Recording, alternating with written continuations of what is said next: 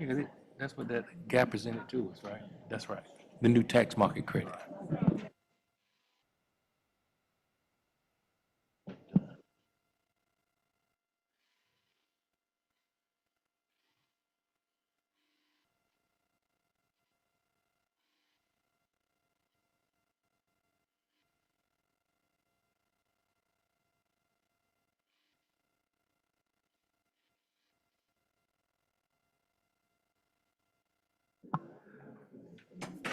Good evening, everybody.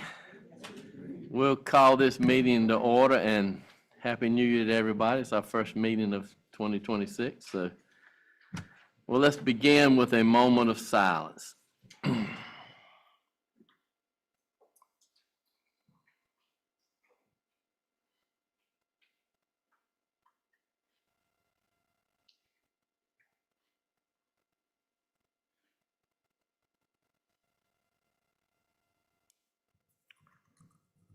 Okay, let's stand for our Pledge of Allegiance.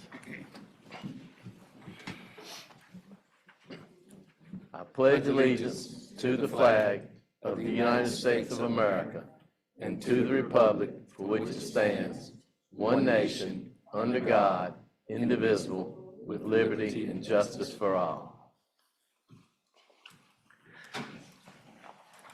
Okay, the first item is the approval of the agenda. Chairman, I move approval of the agenda. Okay, one thing that I will comment on, item 9 does not have to be an action item. It's listed as an action item, but that can wait till next time for action. Sure.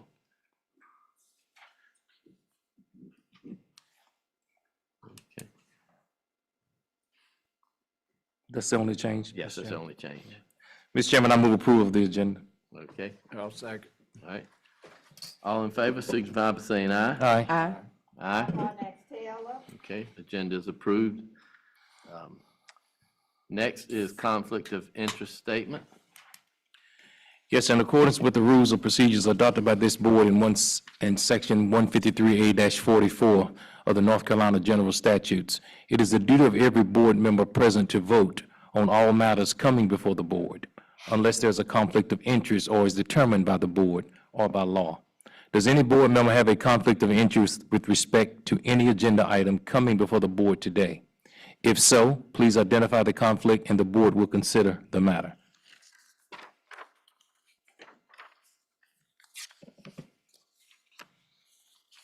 Anyone have a conflict? No conflict. No conflict. No conflict, Broadnax Taylor.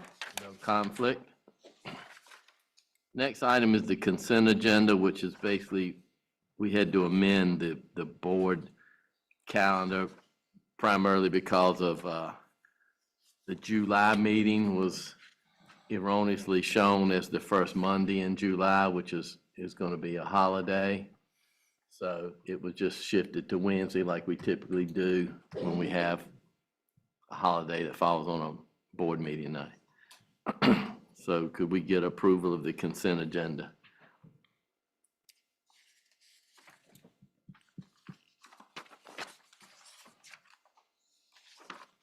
I make a motion for approval of the consent agenda. Second. All right. Any discussion? Not, all in favor signify by saying aye. Aye. Aye. Aye. Okay, motion is approved. The next item is we will recess from our regular meeting to go into public hearing for the purpose of rezoning 4 parcels of land. Okay, Derek?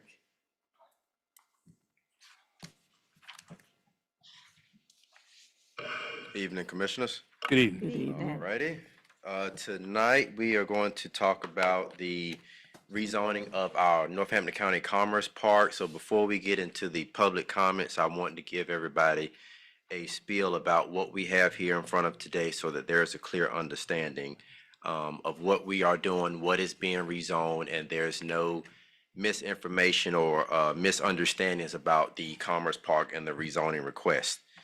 So bear with me, this may be a little lengthy here. To give you just a quick summary background information of the Commerce Park The Commerce Park is the county's premier industrial site that lies on Lebanon Church Road in Gettysburg, right off of 95. This parcel was purchased several years ago by the board with the intentional purpose of developing and attracting industrial growth in the county. When it was originally purchased, it was about 500 acres. I don't know if you guys remember this, with Enviva being the first tenant in the park. When Enviva came, about 200 acres was sold to the company, which left us with about 300 acres in our park. We have invested a tremendous amount of resources into the development of this park, including Golden Leaf and Commerce Park funds. And the whole purpose of this is to bring capital investment and job creation to our county. As you know, job creation and capital investment brings tax revenue. Tax revenue brings spending power and more resources for our citizens, which equates to many other things and economic prosperity. So why are we rezoning this parcel? That's the question. The Commerce Park is currently zoned as light industrial. And in your zoning ordinance, you'll see what the permissible uses are in light industrial. We've had a study that was completed by the site selection group, as well as a review by our state counterparts, and found that light industrial really has a hindrance in terms of economic growth. A large majority of the companies that are really seeking expansion or relocation in North Carolina and even Northampton County per se are looking for heavy industrial growth. Not only that, the zoning classification shows that we are welcoming a industry that is beneficial to our town and our county.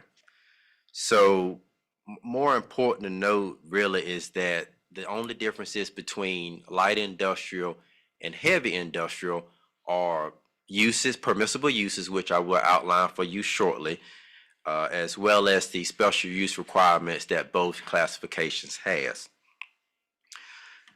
So let me go through that list for you, and I'll give you guys a copy as well. So all permissible uses in light industrial are permitted in heavy industrial with the addition of the following.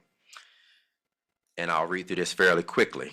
Manufacturing of community support vehicles, equipment manufacturing, automobile and truck assembly operations, boat works, bottled gas distribution, building component and construction material manufacturing, bulk grain storage, cabinet making, carpet and furniture manufacturing, cosmetic manufacturing, crafting services, electrical manufacturing, a lot of manufacturing items, food processing facilities, feed mills, freezer locks, and ice plants, government buildings,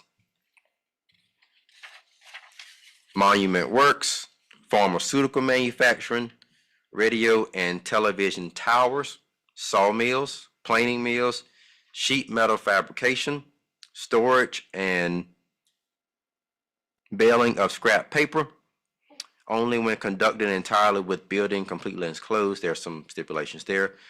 Textile manufacturing, tobacco products manufacturing and processing, trucking and heavy equipment terminals, and wood flooring manufacturing. Those are the permissible uses under heavy industrial that are not allowed under light industrial. Secondly, under heavy industrial, the following activities still require a special use permit. Special use permits means that it must be presented to the planning board and subsequently approved by the Board of Commissioners. These items include daycares, nurseries, and kindergartens, asphalt plants, airports, brick and tile plants, chemical manufacturing, electric power generation facilities, fertilizer manufacturing, iron and steel, slaughterhouses, pressure wood treated plants, mining plants including coal and silver and gold, crude petroleum, petroleum refining, woven and non-woven fabric manufacturing, non-metallic minerals, demolition and industrial landfills, and adult entertainment establishments. These are all special use items, which requires the board's approval. I also note that the parcels under the zoning request, let me read those so we are aware of those, includes only the parcels that is owned and controlled by Northampton County. This includes parcel 01-10068 of 193 acres, parcel 01-10070 of approximately 37 acres, 01-10482 approximately 72 acres, and 01-10483 approximately 3 acres. All 4 parcels are owned by the county. I've had some questions from some of the citizens regarding other industry that is around the Commerce Park, which is Enviva. This rezoning request is not applicable to Enviva's parcel or its operations or anybody else. Only the parcel that Northampton County owns in its Commerce Park. Questions before I continue? Okay. So, Mr. Bennett, if I'm understanding, Enviva is not going to expand? No. If I recall the month, September maybe, Chris Brown, who's their public relations director, came and presented to the Board of Commissioners, and they have no plans to expand their operations. Okay. So my second question is, if we are doing this in such a, seems like we're really moving along with this, what other companies are showing a interest in coming to Commerce Park?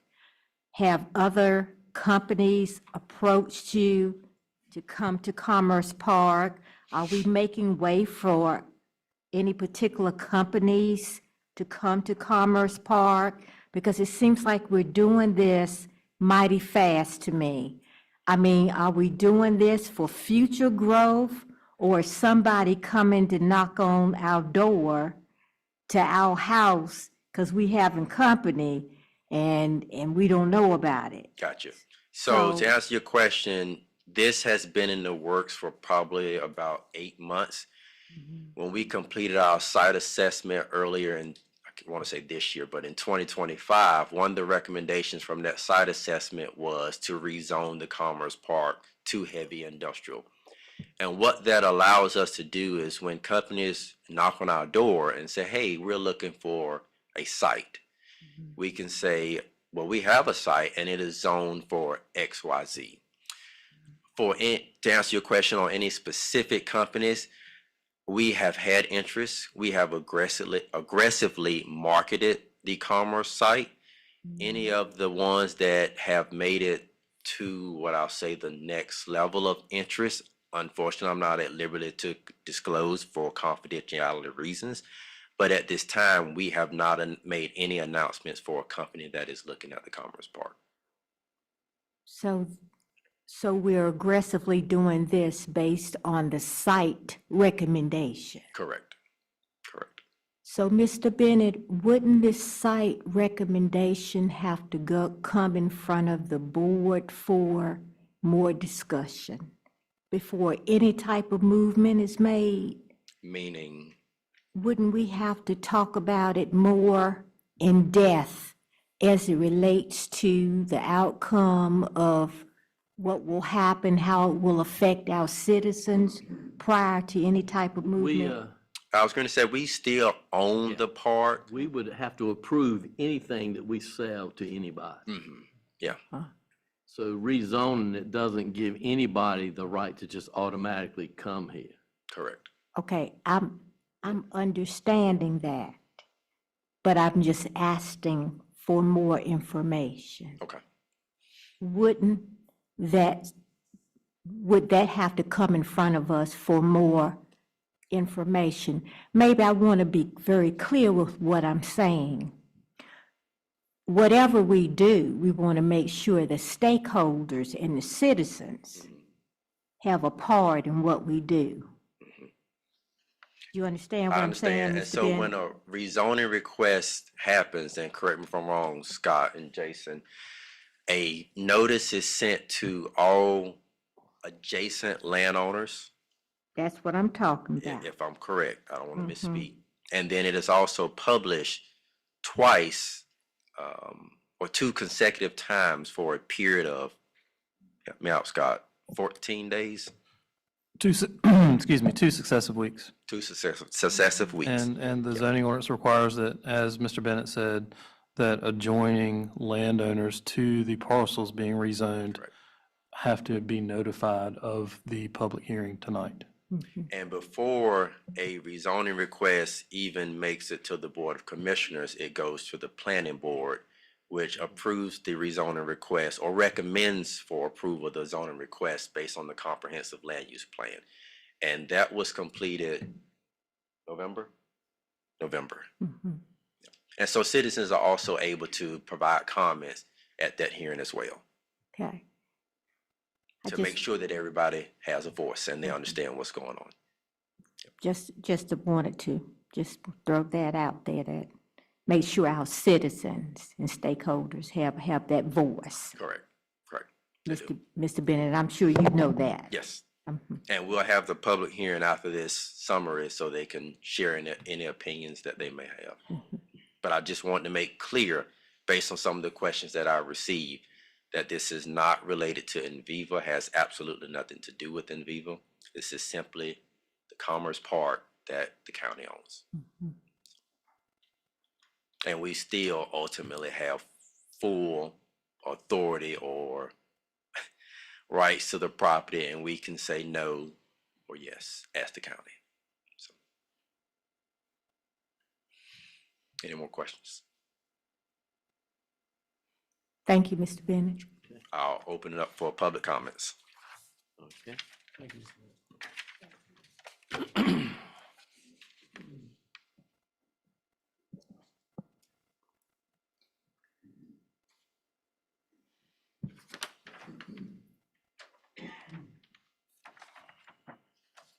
Okay, first person signed up for public comment is Richie Harding. Mr. Chair, are the public comments for people signing up for public comments, or do all these comments in reference to the hearing? This is for the public hearing. Did you not mean to sign up on this sheet? Probably should have, but I Okay. thought that there were two different items. Okay. This sheet is specifically for the public hearing. Yes, would you like to sign up on this? Okay, hand it back to.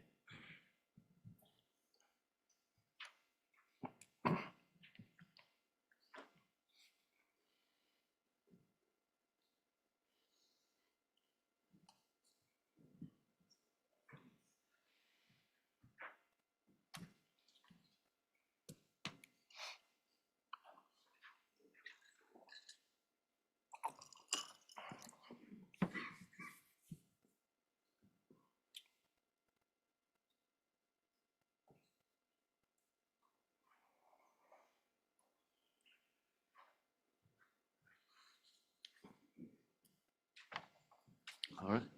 Okay, Mr. Harding. I want to start speaking about trust. Trust has been a very hard thing to find when it has been dealing with our local government in Northampton County. Quite a few years back, I was involved in this process when Enviva came in. We understood at that time that area was zoned light industrial, but they were a heavy industrial operation. While there were signs like the one that you will see when you enter Enviva, there were multiple signs like that that showed not only them, but where the funding came from and things of that nature. But a little ways up the road on a small stick, half the size of the ones that's posted now, was a notice for a public hearing to rezone that area heavy industrial. It was made very clear at that time that that was a heavy industrial operation, and that things would happen because of that operation that were not right. But moving forward, we are now told that the dust, those particles that residents find on their cars, on their homes, is not dust, it's chemicals. We've also been told by the director at NCDEQ, I was there, that what you're not seeing is dust. But if you see a whirlwind of dust, then call us and we'll come check it out.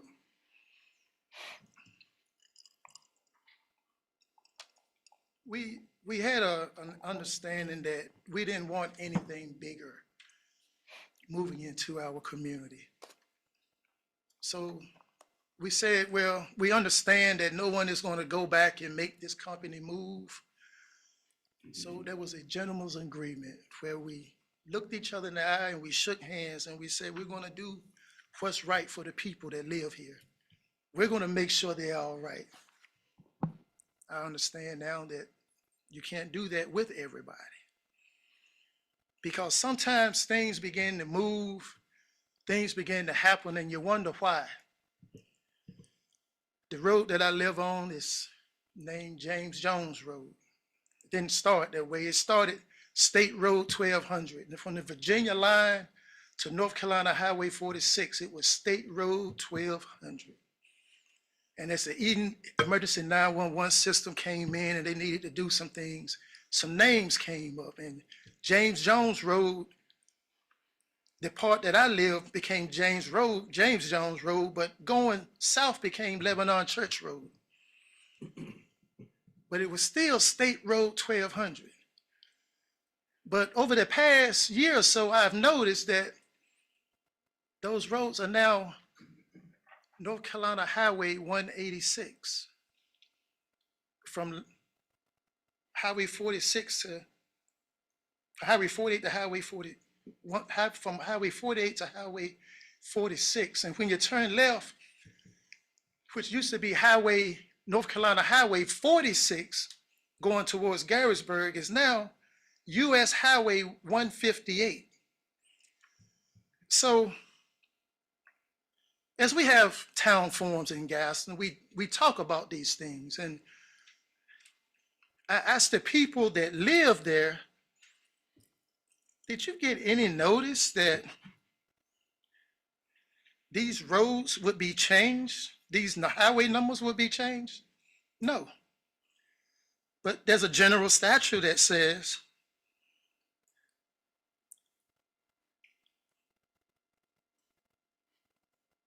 a county shall not name or rename a road until a public hearing is held. No public hearing was held with that. And that's of great importance, because now I gotta ask some of the people that I know that drive trucks for a living, why do you need to go from a state road to a North Carolina highway to a US highway? Because of the weight that goes on, to make sure that they're compliant. So it seems like this process has been moving all along, but there weren't any notices put on doors. There was no public hearing, just like the community meeting we had on Thursday of last week, when we found out a couple of days before, when one of the citizens saw signs similar, tad bit bigger than the rezoning notices that we saw the first time. And I asked them, did you receive anything saying that the land that borders your property is going to be rezoned? And the answer was no. I searched the newspapers. I don't see anything in there that this hearing right here that we're having right now was going to happen. So what I'm saying is, what we already have is wrong. And the lies that we're being given affect people. There is dust. There are chemicals. We are not against economic development, but we don't want things like this. We have people that can't sleep at night because they hear this continuously, 24 hours a day. But I guess, as it was told, the good friends at Enviva will not change the hours that they operate their debarker so people can sleep at night.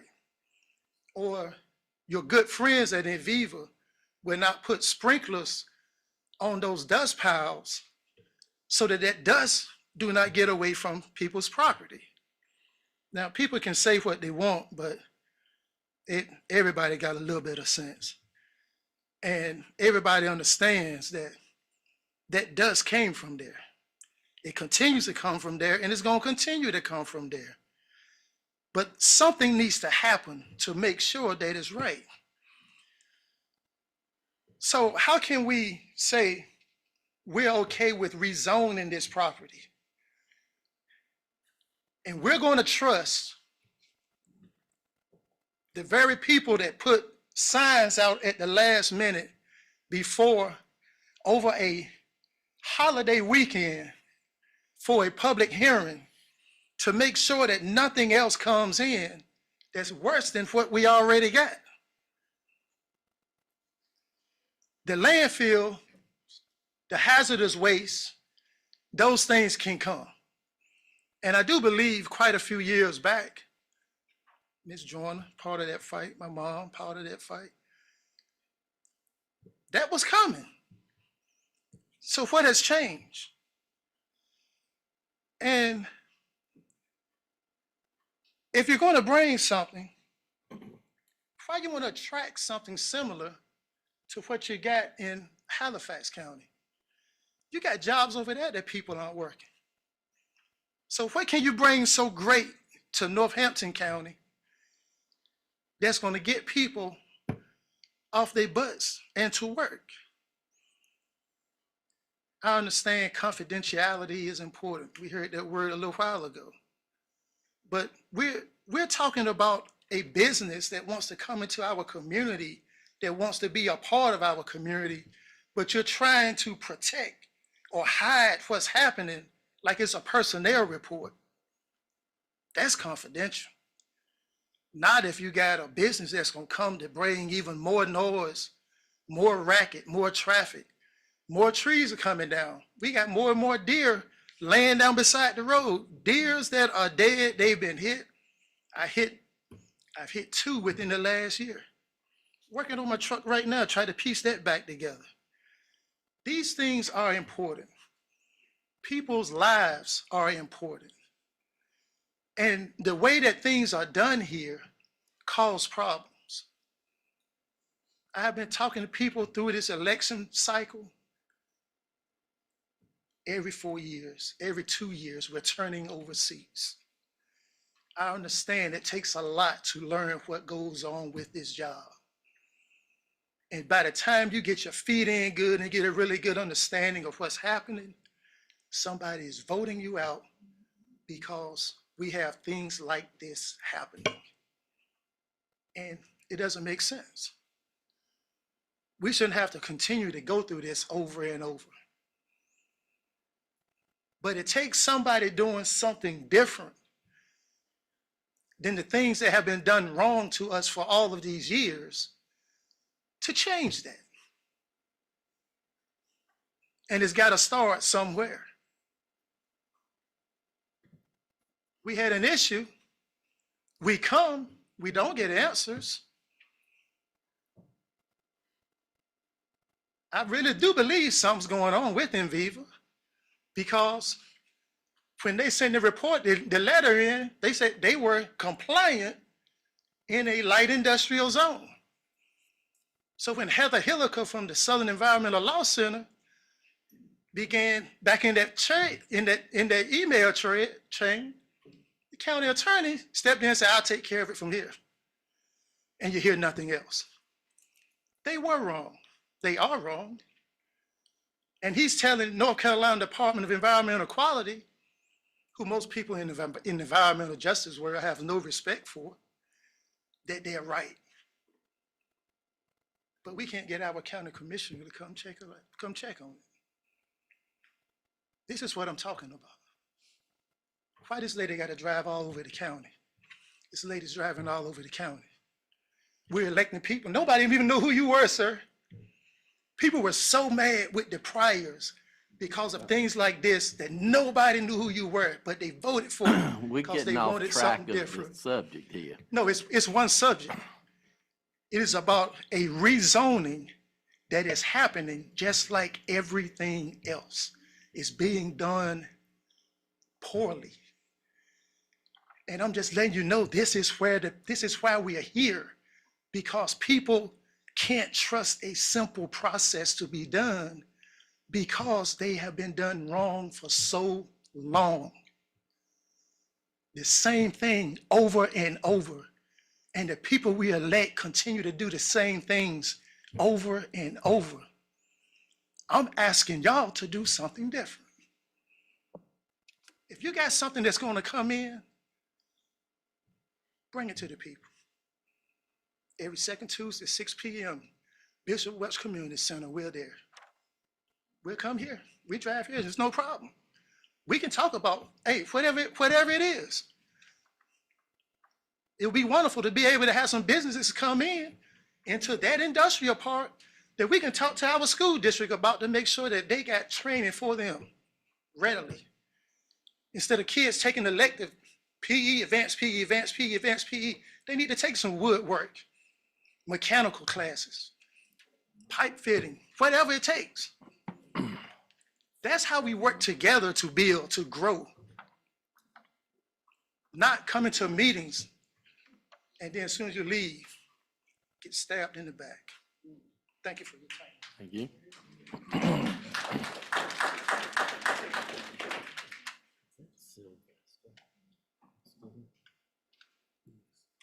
Sylvester Austin, I think I'm reading this right. Silver, okay, Austin, okay, sorry.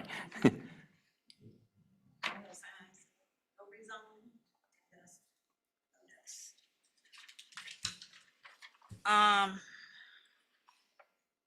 am a resident of where these signs is out in our neighborhood that I seen, but within the last week. What I want to ask is, we done been down here before for these same things. Not necessarily all illegal, but anything to come in our neighborhood with stuff going on that shouldn't be going on. I understand, well, let me mention this. I seen about a month ago, people been out there about a month, putting stops, flags all around. So that make me think that somebody already is there. And my question is, I put it this way. If it was me, I'm not gonna go out there on nobody's land, put no flags or no nothing, unless I know for a fact I got this. May I interrupt you a second? I can clarify that. We've been doing what they call the due diligence of the property, so that when people are interested in that property, we can say we've already tested the soils and that kind of thing. And it speeds up the process of their interest if they know that's already a site that's suitable for my use. There's not been, those flags and stuff aren't for any particular person, any Okay. particular company. Okay, but why would anybody want to rezone what we already done talked about in the past concerning our neighborhood? I'm in walking distance from where all this land at, their land. I'm in walking distance.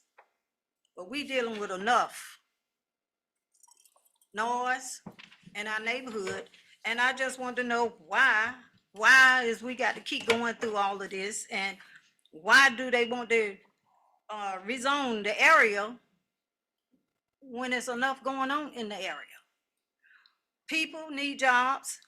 I agree. People need jobs. But what's wrong with Hardest, Laundromat, Dollar General? It's plenty of other jobs other than a heavy industrial company. Why they want to rezone? Why do they want to rezone our area and won't make do with places that's not heavy? That's what we need to find out. I shouldn't have to come down here and talk about this, but I'm concerned because, like I said, we're dealing with enough. I kind of believe that Enviva might do something. They may or they may not, but the principle, we don't need nothing else that can bring troubles to our homes. You can't enjoy outside. There's plenty of places, plenty of jobs that people can get without having to deal with heavy industry, dust, noise, traffic. Let it be something that's caterable for all of us. It don't matter what city you're in. I just want to know why we have to keep coming down here to talk about this rezoning. It's not fair to us. Thank you. Thank you.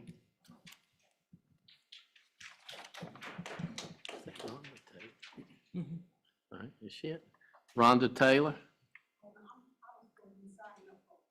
Okay, you signed up on wrong, okay, let me switch her over to. Yeah. All right.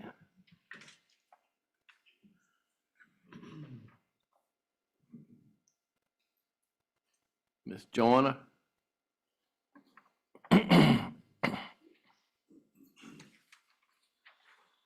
Good evening. Good Good evening. evening. My first request is no rezoning. As I sat there and I listened to Rich and I listened to Silverlane, I'm tired of going down this road. I've been on this road ever since the late 80s, early 90s, and we've been going through the same thing. You have a community that's already impacted, so why would you want to bring something else in there to impact it more than what it already is? You know, when you're not living in a place, it's okay if, you know, I throw dirt over here because I don't live over here and I ain't got to hear this noise and I don't, you know, I don't have to go through this. That's fine. But when I look at Northampton County, we done gone to hell in a handbasket. We got one grocery store up in Lake Gaston, Food Line. The other one is down here in Jackson. What do we have in between all those miles that could be something that could be useful to the county?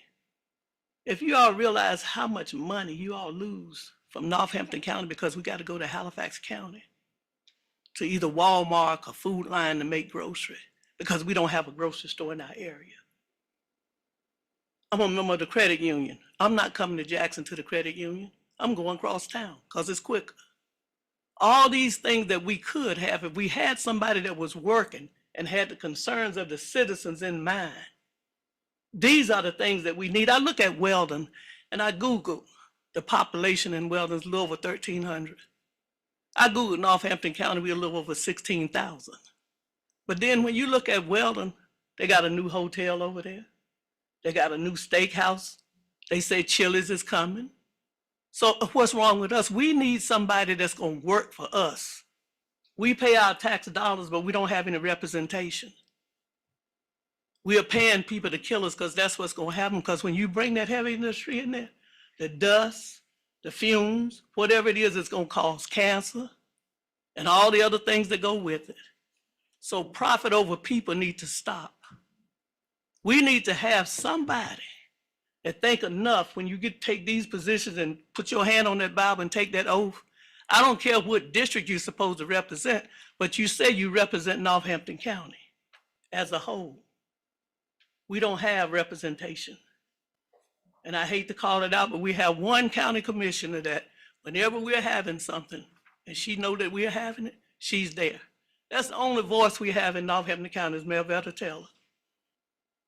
We need somebody to step up and stand up and stop putting profit over people. Because when you get cancer because you live next door, oh, I didn't cause that. We didn't do that. In Viva, don't have dust coverings over that mountain of sawdust.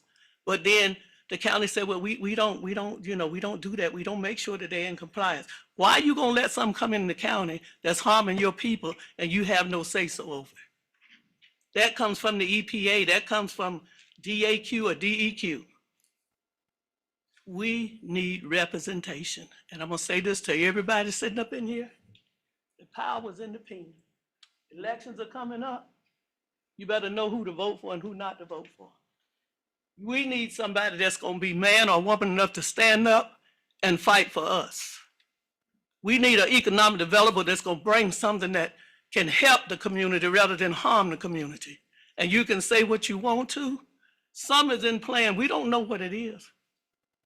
But you wouldn't be doing what you're doing if you didn't have something in mind.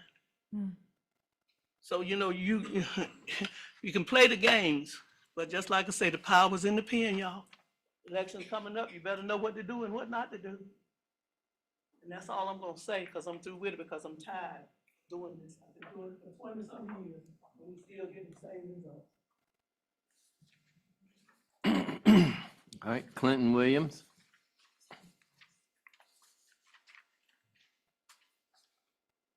Good evening. Yeah, okay. So, to our county commissioners, I appreciate the opportunity to participate in this hearing. Like some of the others, I've had discussions about this hearing, and it seems a little rushed. And it seems a little suspicious.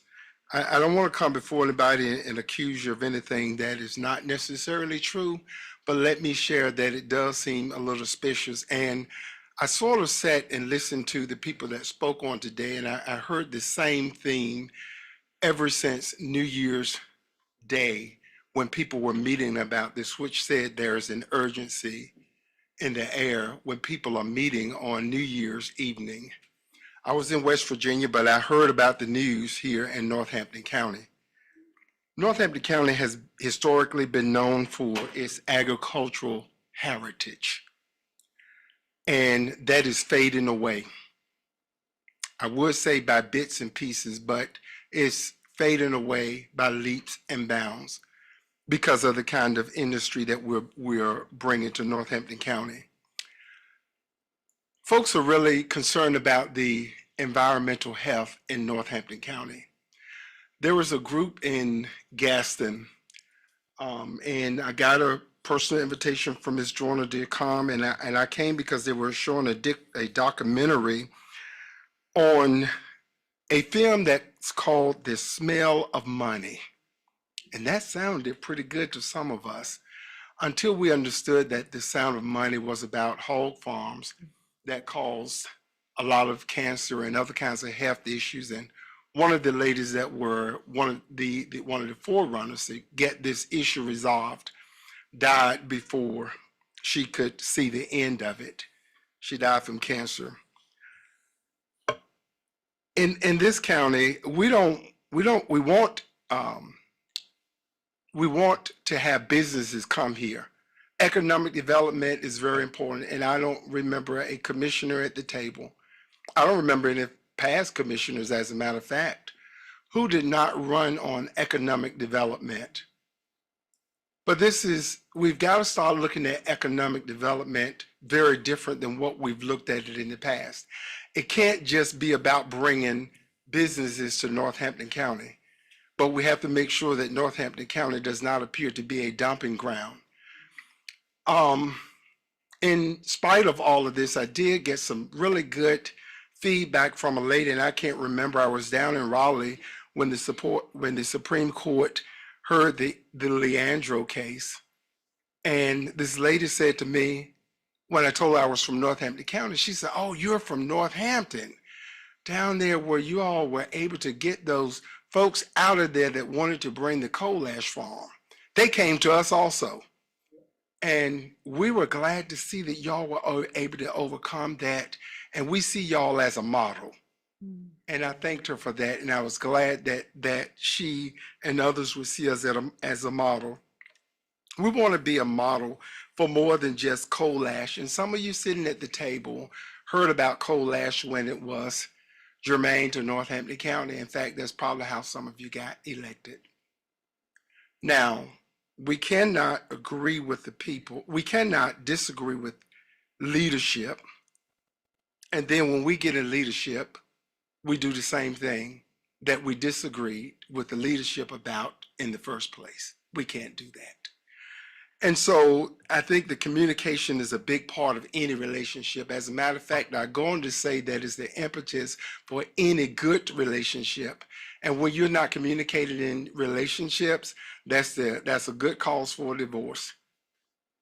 And in this case, we're not talking about intimate divorces. We're talking about other kinds of divorces, because a relationship is a relationship is a relationship.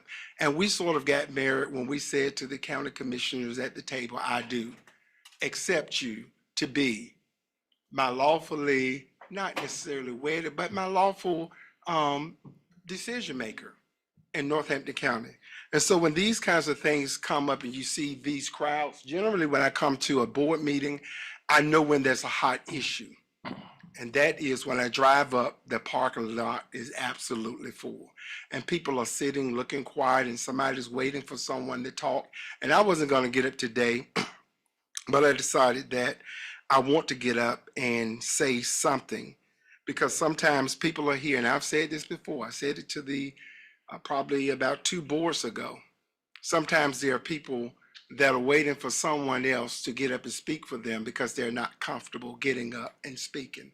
Doesn't mean that the issue is not important, but they need someone else. They want somebody else to speak up for them. And the one common thing that I've heard over the weekend and over the last probably, I don't know, maybe several years, and that is we're looking for people to be at the table that's going to support us. And I heard that theme tonight in the voices of the people who spoke at this podium.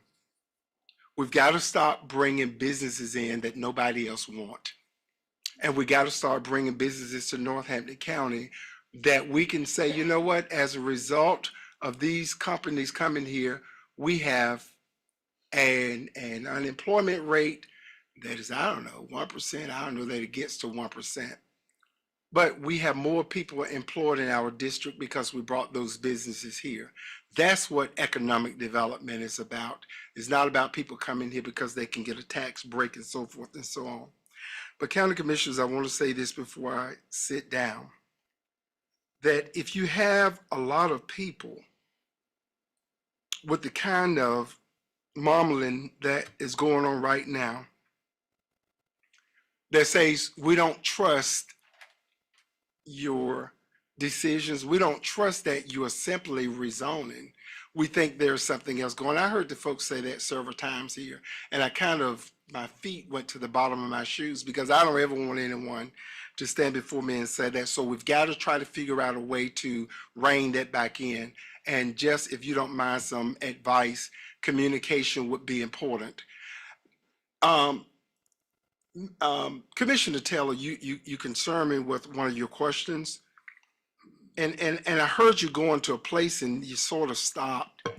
And that concern is that if there's a study done in Northampton County that has anything to do with economic development or about anything that is going on in this district, why was this board not known about it? And I've said in this room, and I've seen other kinds of decisions, and there were spontaneous announcement made, and I said, why in the heck do the board not know about that? And so that speaks to accountability. Nobody wants to hear that word, accountability. Someone has to demand that you should not be hearing a report at the same time that we hear that report and be okay with it. I'm not here to grandstand, but I do want you to know that it is a concern. And to Mr. Bennett, who did a very nice report, and I appreciate you doing that report.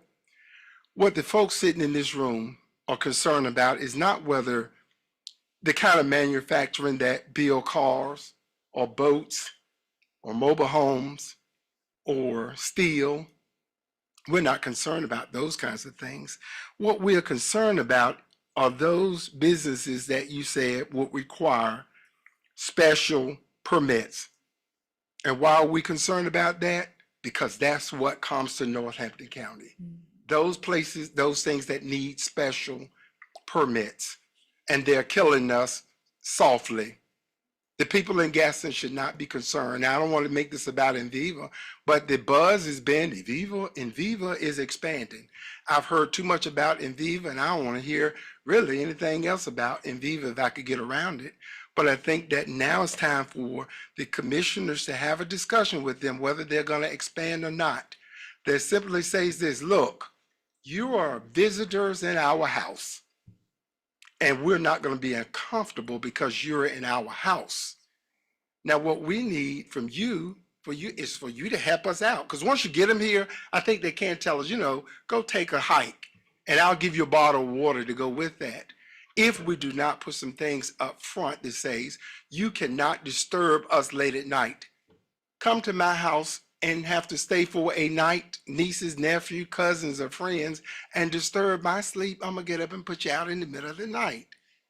Maybe we can't do that for Enviva, but we have to start talking to them and simply say, can we negotiate what hours you're operating so the folks can sleep? And if the people are right that Enviva is coming, and I heard y'all, they're gonna expand, but I heard y'all say they're not, so I'm gonna try to trust you. But if they're not, if they've been thinking about that and they're already disturbing the folks, I hear the motorcycles at NC Car at my house. For those of you who know where I live, it's miles away. I can only imagine what the folks are going through with Enviva. Now, I promise you I'm going to sit down after I make this comment. People are anxious. They are scared, nervous. Some are depressed. Some going through a lot of stuff and wondering what is going to happen tomorrow. And not that they can't sleep because of these issues, but some of them can't sleep because of the noise from Enviva. I've heard too much about Enviva. We do not need to have this kind of anxiety in our district. And when you create a situation over the New Year's holiday that people are meeting because of the anxiety, that's the first sign that you have a problem. People don't trust. Now, there are some folks in the district that said they don't trust me also, but I don't think they met in the middle of the, on New Year's Eve to discuss it. But we've got to do a better job of communicating if we want to maintain a good relationship. Clear. I appreciate y'all having this on today. Let's try to lower the temperature in Northampton County. And there's only one way that we can do that. And that is we have to communicate. Let the people know what's going on, and they won't be so scared that when there's a meeting on Monday, we can't hardly wait to get to Jackson to hear what you have to say. Thank you very much for your leadership and all that you do. Thank you. Sylvia Vincent. Good afternoon, good evening, Northampton County Board of Commissioners, and the citizens in attendance tonight. I just want to say I'm filled with anxiety, and I can attest to, and I sympathize or empathize with the people that are on Lebanon Church Road.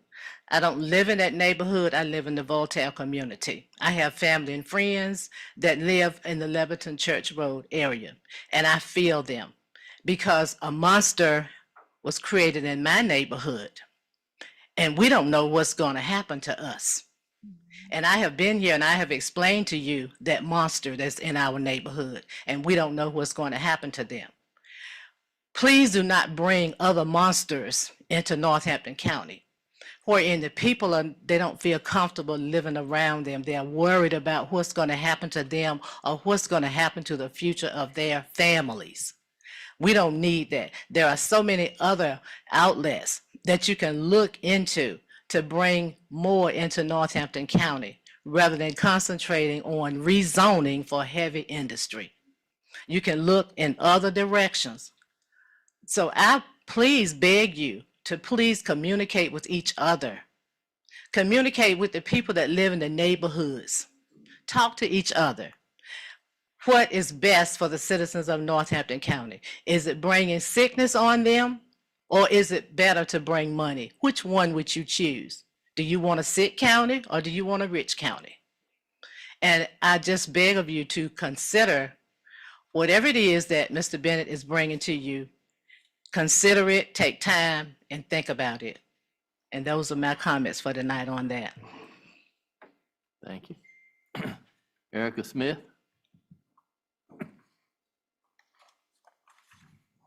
Good evening, Board Chair Martin, Vice Chair Edwards, and County Commissioners. It is an honor for me to just stand and bring a few words. I jotted down some notes, and I'm very concerned because of the approach that is taken. This occurred over a holiday season. Many people were not aware of this public hearing, and so I would ask at the outset that any action be deferred until the citizens and the residents who live in the area can have more preparation to come and voice their concerns. Since many of them could not be here, I jotted down some notes about what it would be to impact the area, a rural community, a majority minority county, and experiencing the rezoning from light industrial to heavy industrial. The way I counted it up of the 4 parcels, and I'm sure you have the total with you, 198 acres, 37 acres, 72 acres, and 3 acres, that's almost 302 acres. And that is considered a large acreage in a rural area. And if we were to rezone from light industrial to heavy industrial in an area like Northampton County, it's going to increase pollution, traffic, and then their land use conflicts. It raises environmental justice concerns and the legal risk for the county. A shift to more intensive uses make community health, infrastructure, and long-term economic impacts critical concerns. Heavy industrial districts allow more noxious uses, heavy manufacturing, processing, high-impact distribution. And Brother Richie shared about the changing of the highway names from James Jones Road to Lebanon Church Road to now U.S. highways, for the simple fact that these heavier trucks that are coming in the area burning more diesel fuel and us ingesting those emissions are going to be a problem. And the only way they can increase that travel if they're serving a heavy industrial area is to change those state roads and those just local common roads to highways now. It is just not fair to impact the residents without giving them adequate notice. The greater emissions, the noise, the odors, the potential hazardous materials. These uses often trigger more stringent environmental review, but the burden of any residual air, water, and soil pollution usually falls on the residents. I have a 1 minute and 56-second recording. On November the 8th, we celebrated the octogenarian in my family, 85 years old, my mother. And I was at the home of former Superintendent Monica Woofter, my sister, her husband, and our family who traveled a distance. And I'm gonna send that recording. I'm trying to get it recorded off of my phone to send to each of you. I sat outside at 7:51 p.m. on a Saturday evening, 2 miles away, Aunt Jean, We tried to sit outside on the deck, enjoy a cup of coffee with our cake and our ice cream. And this is what we heard on a Saturday night. I also heard in this meeting, in this setting, that, oh, we have policies. We have told Sun Energy that they have to stop all conduct and all activity on Saturday by 6:00 p.m. 7:51 on a Saturday evening, and then it dies down. We're 2.2 miles away. And this is what we have to listen to on any evening of the week. How can we sleep at night? And you know, the way I look at it, too often, you know, we want economic development, but what we're looking for is commercial and real estate investment and retail investments coming to Northampton County. It makes no sense that this county is 60 miles long. And I would just like to correct something. We do have a Food Lion up at the lake, but that Food Lion is not in Northampton County. So we only have one grocery store, and that's in Jackson, in a county that is 60 miles long. If we're going to bring something to Northampton County, bring something that's going to create jobs. I drive past these solar panels, solar farms. It's thousands of them. Thank you, Commissioner Melvetta Broadnax, for coming into our community and allowing yourself to be driven around. And I hope you don't mind if I share this, but she thought she was at Virginia Beach at first because there's so many panels. It looks like a large body of water. I used to take pride in bringing my friends home from the city. One of my sisters now lives in the New Jersey, New York area. And it's more of a jungle here in her hometown where she grew up on her family farm than where she lives on the border of New York because of these solar panels that have taken up all of the farmland. The habitat has changed. So I'm just begging you.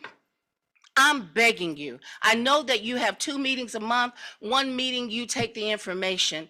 But please don't take any action on this until you have allowed the residents to come in and consistently share, comprehensively share the potential impacts, and make sure we put something in place that is going to mitigate, not only mitigate, but prevent this, another Enviva from coming, another Sun Energy that is predatory and has wrapped up and covered all the farmlands within a concentrated area. It is just not fair. And it makes no sense that this commission, I don't want to sound like I'm fussing at you, so let me take my tone down. But what is sad to me is you all have allowed this company, and I know they're getting private farm access to privately owned land and private farmland. But guess what? You should not allow any company to come in here and make a profit without investing in our community. There should not be an unpaved road that residents have to fight and tear up their car. I've constantly complained about living on a dirt path that my 85-year-old mother grew up on and is still unpaved. How long are our residents are going to have to go without the basics? There should be anyone who wants to tie into a well, be able to connect with the county water system and the sewer system so we don't have to rely on our septic tanks or rely on our wells. You all should require these companies, as they're coming in to profit, invest in our community, pave some roads, connect some residents. And I'm glad they did lay down some fiber optic so that we could connect to high-speed internet. But guess what? They didn't do that for us. They did that because they need to connect with all of this energy storage. Stop allowing companies to come in and take from us and make our lives harder, make us less healthy. If you're going to bring something in, bring in something that's going to hire us and stop using the excuse everybody's on drugs. We can't hire anybody. And they're busting in workers every day. and we have unemployment in Northampton County. What's right is right, and I think that we need to count up the costs and stop passing the costs on to us.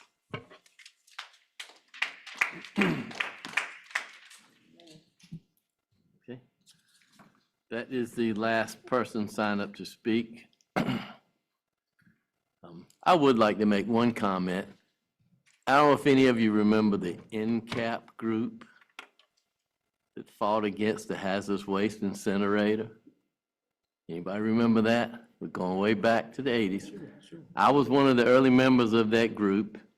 And if you saw the video of the hazardous waste incinerator in South Carolina, I'm the one that drove down there on my expense and took the picture of that video. So I'm not in favor of anything that's going to harm any citizen of this county. This rezoning would allow us options, but we still have the final say in what would come here. So I just want to make sure everybody understands that. I'm not in favor of anything that is harmful to our people.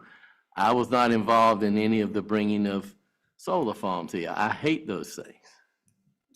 And I've heard the noise myself when I took my grandchildren to the pumpkin farm to get pumpkins, and we could hear it in the background from there.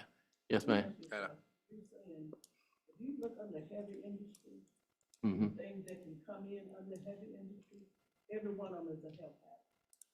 All you gotta do is pull it up, and they will tell you the air, the pollution, like I say, anything that's in heavy industry, mining, whatever it is, recycling, it's a health hazard.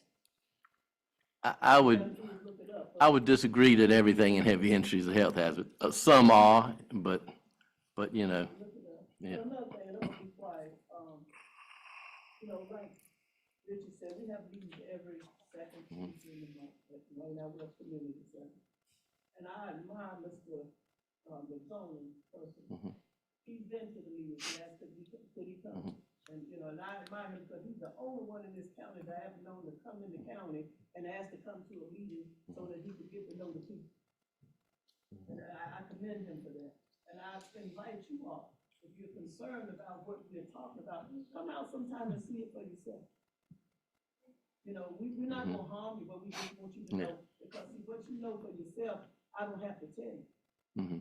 One thing I will comment about that, if more than two of us come, it's a public, what I'm saying is if more than two of us come, it becomes a public meeting that we had to have advertised. Yeah, we would have to do something like that. Public meeting, two of you can't come at the same time? Two can, but no more than two. If three of us show up, if it's a social gathering, that's different. But if it's an actual meeting, if more than two of us come at the same time, it becomes a commissioners' meeting, and it had to be publicly advertised and so forth like that. Mister, don't you come to the next week, let them come. But I just want to make everybody, I just want everybody to be I just aware want to of that. share for the, All come to all your meetings yeah, I at the want- same time anyway. if I or can we're speak, violating the if law I can by- speak, I want to share that I'm not able to come on the second Tuesday, and I've shared this more than once. That's the only Tuesday in the month where I am obligated for work reasons. It's my board meeting for my job, and so that is the only Tuesday of the month that I'm unable to make certain events. I have made efforts to come to events that's in the Gaston community, to show support when I can, but I do want to share, if you don't see me at that Tuesday meeting, I've shared with the citizens in that particular committee that I can't come on that particular night because it is the board meeting for the district that I work for. However, when there are other events that I'm able to attend, to listen to the Gaston citizens, to talk to them when I'm able to do so, I make every effort to do that, but I do want to share and clarify that. Thank you. But when you make the comment of let the rest of them come, I have to clarify why you wouldn't see me there. Yeah. Any questions from the board? Feel free to ask about any questions you have for the Commerce Park and the rezoning request. I jotted down a few notes during the public hearing. I didn't capture all of them, but I wanted to just touch on a couple of quick points to make sure that there is a clear understanding. Any industry that comes to the county, especially the Commerce Park, the board will know and the public will know. Anything that is sold must have a public hearing. Any industry that is coming must approach the board, and the public will have an opportunity to present their comments. As I stated before, most economic development ventures are confidential until it is made public to the board. That is across the state. That is not just in Northampton County. Secondly, the site assessment, I heard a question about that and whether the board was made aware of that. And if you guys remember, ladies and gents, remember, we did have this discussion at our last strategic meeting, and it has been discussed multiple times after that. Rezoning to heavy industrial does not mean that we will be bringing in industry that has health concerns. If you read your zoning ordinance, it's just a simple read. It does not state that. The timeliness of the posting of the zoning notice, there are state requirements as to when the notices must be placed. It cannot be, correct me if I'm wrong, Scott, more than 30 days before the hearing. That is a state law that we must follow. Be clear. This is nothing rushed. This is a state law that we must follow. From an economic development standpoint, we all want commercial growth. We want retail growth. We want industrial growth, residential growth. Do remember, we are a tier 1, distressed, poor county. We are number 4 in the state of 100 counties. Out of 100, we are number 4 in ranking of poverty. To move from number 4 means jobs and capital investment. That being said, with a population of 16,000 people, we all would love for more food lines or Wegmans or Publix. I heard somebody mention Cabela's one time, or Buc-ee's. Would love it. More residential growth. But with all of those items, we need a population. And a population of 16,000 people is very difficult to attract those. So that's why typically job creation attracts growth. Let's also remember, Halifax County has a population of what? Does anybody know? 60. 60,000 people. We have 16. Correct. And in our townships, a lot of those populations are less than 800. So industrial growth, beneficial industrial growth. I'm not talking anything that's gonna bring cancer and health hazards to the people of Northampton. I live here. So let's remember those items as you consider your strategy for economic development. Any other questions for that the board may have of me as it relates to the Commerce Park, rezoning, heavy industrial, or economic development? Maximum notice is 30 days. What's the minimum notice? Is it 14 or 10? I believe 10, but he's checking. Sorry, to clarify, I'm reading the zoning ordinance. Notice of hearing shall be published for once a week for 2 consecutive weeks in a newspaper of general circulation in Northampton County. Said notice shall be published the first time not less than 10 days and not more than 25 days prior to the date of such hearing. And do you have the actual date of posting in the community? Ms. Catlin, do you recall when this public notice was, Scott would know that, was published, Scott? I believe it was December the 13th.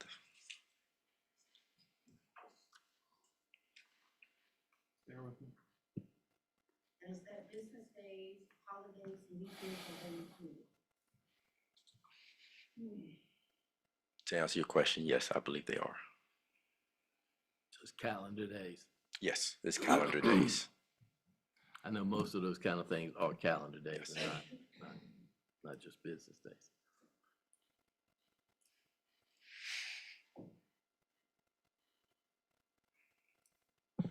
was published on December 20th and December 27th.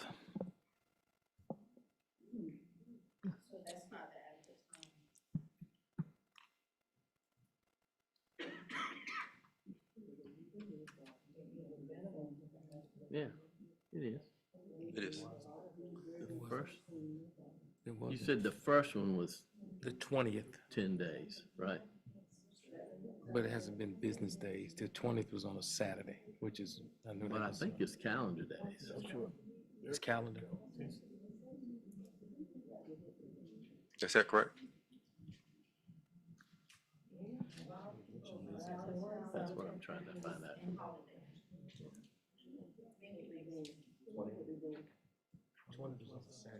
Calendar days. Calendar, yeah. Yeah, so that's 16 days ago, the first time. Yeah, Can't be more than 25 days. you gotta be at least 10, the first time has to be at least 10 days. Right, okay. Yeah, so that falls within the guidelines. The guidelines, that's what you all are just basing your decision on, just the guidelines, don't give us the minimum, give us the maximum. We need to go before the planning zone. I mean, we kind of were in the middle, 16 days, today's the 5th, it was posted on the 20th. It's kind of in the middle. This is very important. It's more than the minimum, but it wasn't the maximum.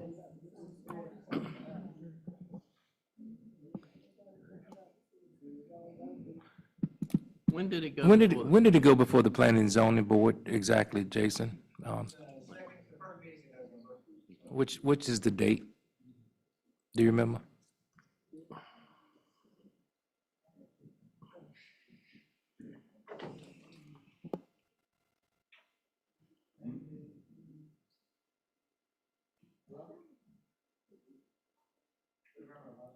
November 11th? Thank you.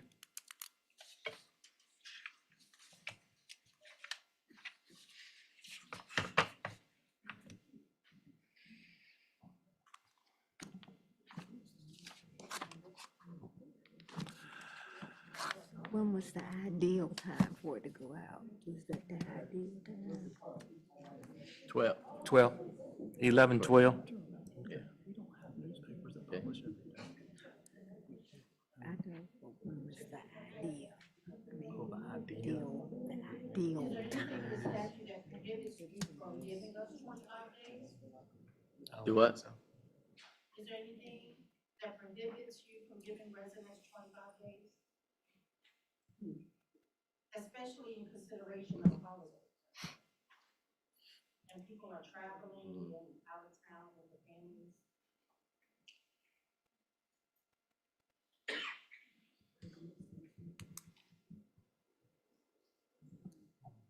First one, you gotta move to another town, 10 to 25 days. We don't.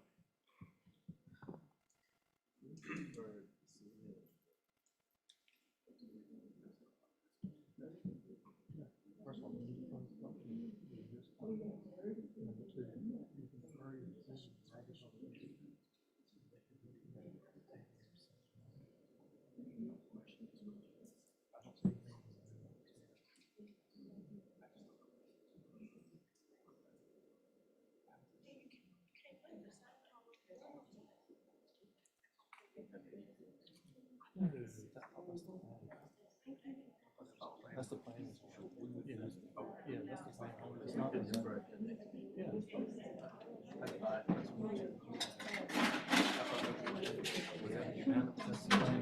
If they don't make a decision.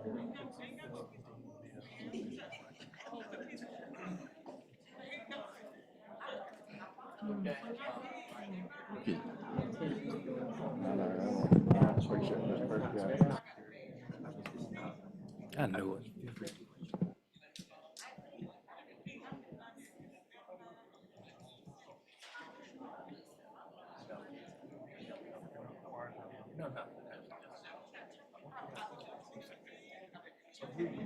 Okay.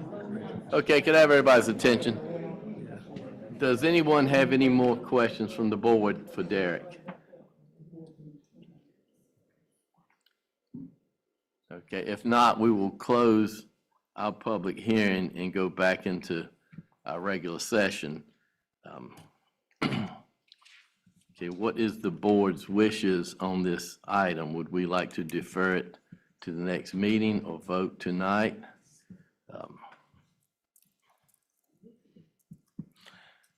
Mr. Chairman, I'm moving in light of the discussion that we had this evening, and we thank the citizens for coming forward with the concerns that we defer this to give more time so that we can get the full understanding of the concerns I'll second. to the next meeting.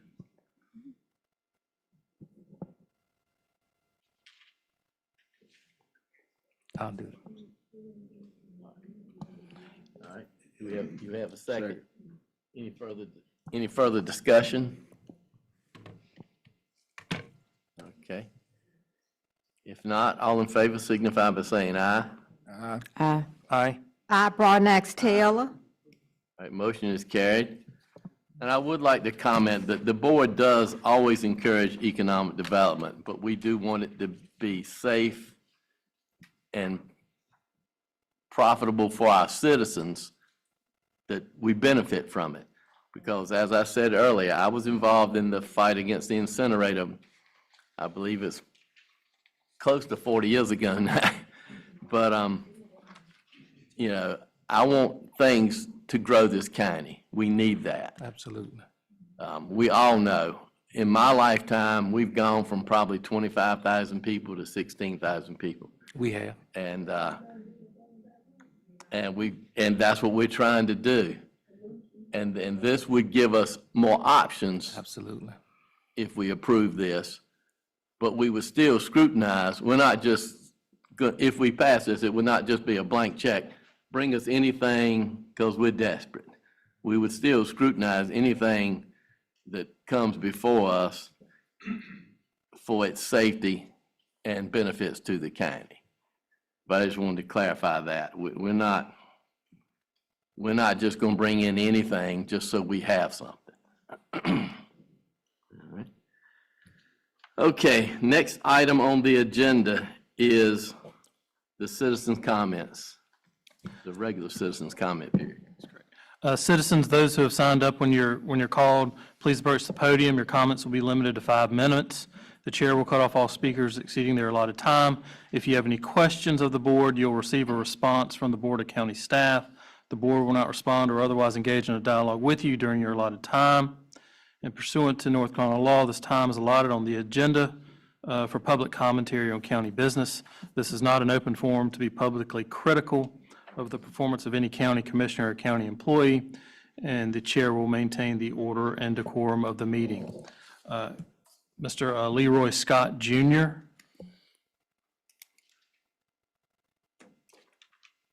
Good evening, Ed. Good evening. I'm up here for the county leasing land, or the same land that they are talking about.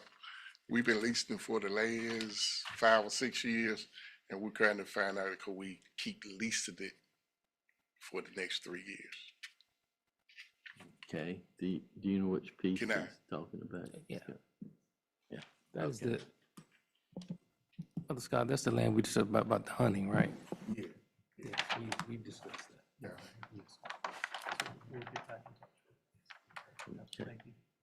All right. Yeah, we'll, okay. I got one more thing I need to say. The water on Barrows Mills Road, we've been discussing that too for about 5 or 6 years, running the water line down Barrows Mills Road. Okay. That is not in the current package we just approved.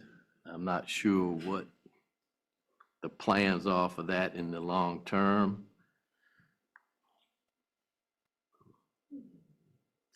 Because I was concerned about that myself. I live in Jackson, I go down there a lot. Okay. But we will try to look into what phase they might have that in mind for and so forth. Okay. Great, thanks. All right, thank you. Jim Nystrom. Hello, Commissioners. Happy New Year. Good evening. Hope we all have a great 26 together. I'm sure you've read the board deck more thoroughly than I have, but I have a few observations and comments I'd like to bring to your attention. On the topic of the public hearing, I just want to mention, some other economic development alternatives that could be considered would be like a vocational training center. Some of the things that I hear talked about here are about jobs in like leave your home, go to work job. There are opportunities for remote-based jobs in cybersecurity engineering. There are job opportunities for business development representatives. There are remote job opportunities for customer account managers and customer success managers. These are highly paid jobs. There are very good people in this county. We could work together with the education group and help to ensure that the high school students that are probably higher achieving get into this vocational training program for sales, business development, account management, customer success in highly lucrative industries like software as a service, cloud computing, cybersecurity. I could go on with a long list of professions there.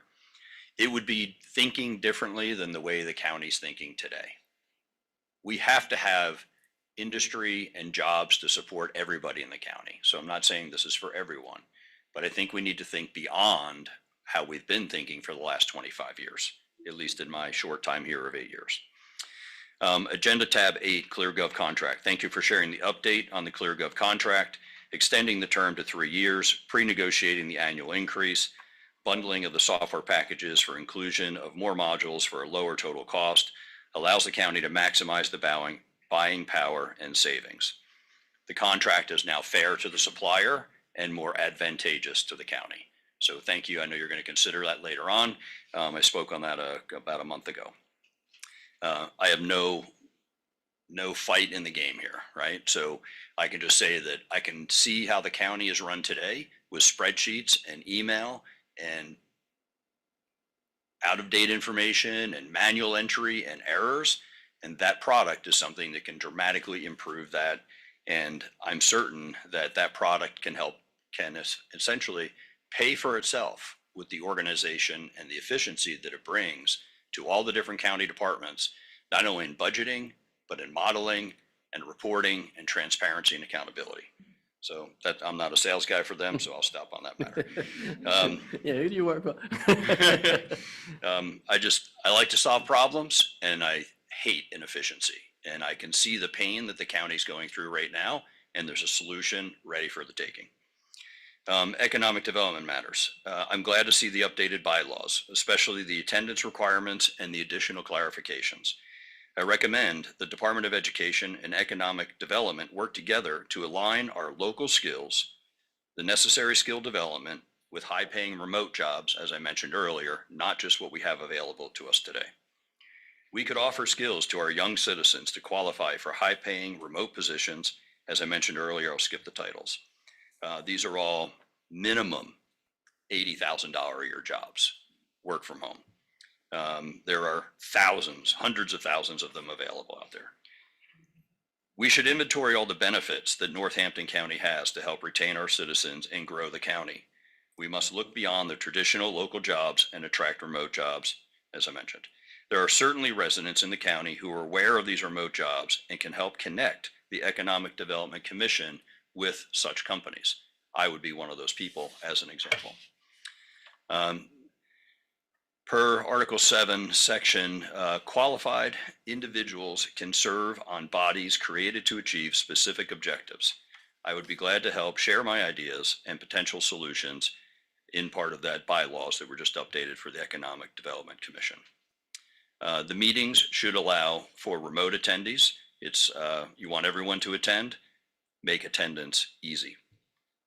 Agenda tab 13, Economic Development Matter, page 77, home expenditure.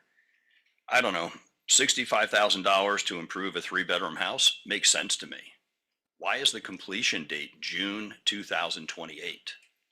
I mean, I'm pretty sure we could get that done in 6 months without a problem. So right now there's somebody who doesn't have a home because that home's not available. There's a request to, I think, approve $65,000 to do it. Again, I didn't read the details as much as you all have. but June 30th, 2028 seems like a very long time. So then I read the terms and conditions of the agreement, and I realized that they are unnecessarily complex and arduous, and likely eliminates many contractors can actually get this done much more quickly and within budget. Last topic, tax department matters, just an observation. $8,609 in postage. This appears to be a monthly expense. Maybe it was when the tax bills were all sent out, but it appears to me, I got the timer, but it appears to me that that annual cost could exceed $50,000. I'm sure many citizens in Northampton County would be delighted to receive an email with an online payment option, which would allow you to save the postage and collect the payments more efficiently. Thank you for your time. Happy New Year. Thank you. And have you spoken with the school board? You know, there will be a vocational section in your high school that you might could discuss with them about having a program related to what you're talking about. Okay. Okay, Ms. Joyner, you signed up. Do you have additional comments to make, or is this about rezoning? Okay. Thank you. Okay, Rhonda Taylor.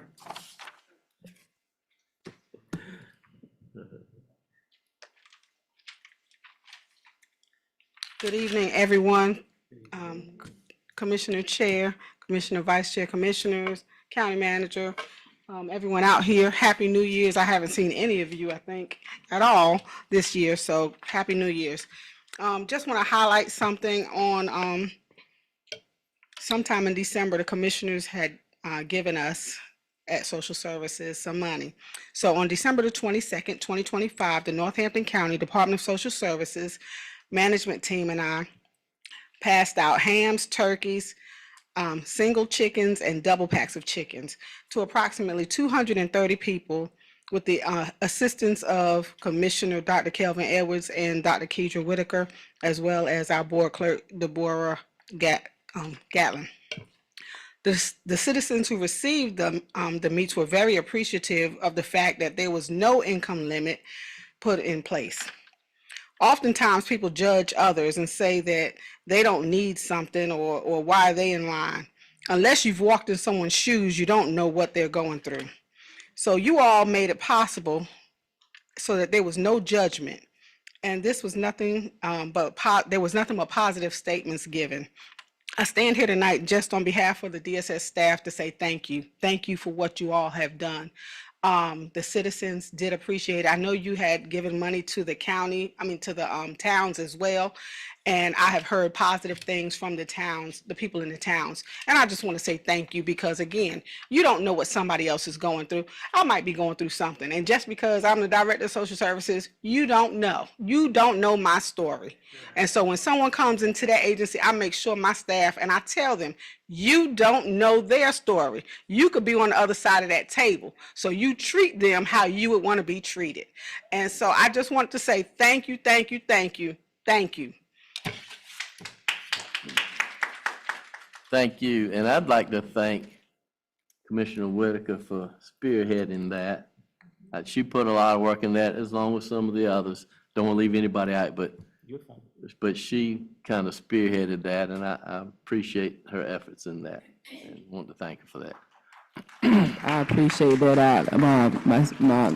The human side of me is a little. My spirit is a little dampened on tonight, and I'll say all of that to say because when I took on this role, it was about servant leadership, and that's something that I take pride in. And while I may not be able to make every single event across the county, I definitely make an intentional effort to make all the events that I am able to make. It is a bit sometimes disheartening when you have, and in this role you have to be prepared for when you have to listen to comments of others that kind of paint a narrative as though you're not engaged or concerned about that particular community. But anybody that knows me, the citizens that I do engage with, my mother that will tell you that a lot of the times there's very little time for family time because I've had such a commitment to community service. When I took this oath and I took this seat, I wanted to make sure that I put my best foot forward, that I was transparent, and that I would be available to serve others. And that's something that I take pride in. And so the proposal, the support of the commissioners, the support just of all the staff and the team and the hard work that they put into it, it was because we wanted to do community engagement. When I go out to schools and I participate in Career Day, it's important for me for a student to know what a county commissioner does. And if they don't know anything else, I want them to know that the main role, the main responsibility that we have is to serve others and to be a voice for the citizens that you serve. And where you may not always agree, you do want to make sure that you lead the table amicably and making sure that we talk to each other in a tone that's respectful. I get there's a lot of work that we need to do. We're not going to get it done overnight. When we inherited this role, and I can say for myself, a little bit over a year, there was a lot that we walked into. But I definitely know that I have a heart for leadership. I have a heart for people.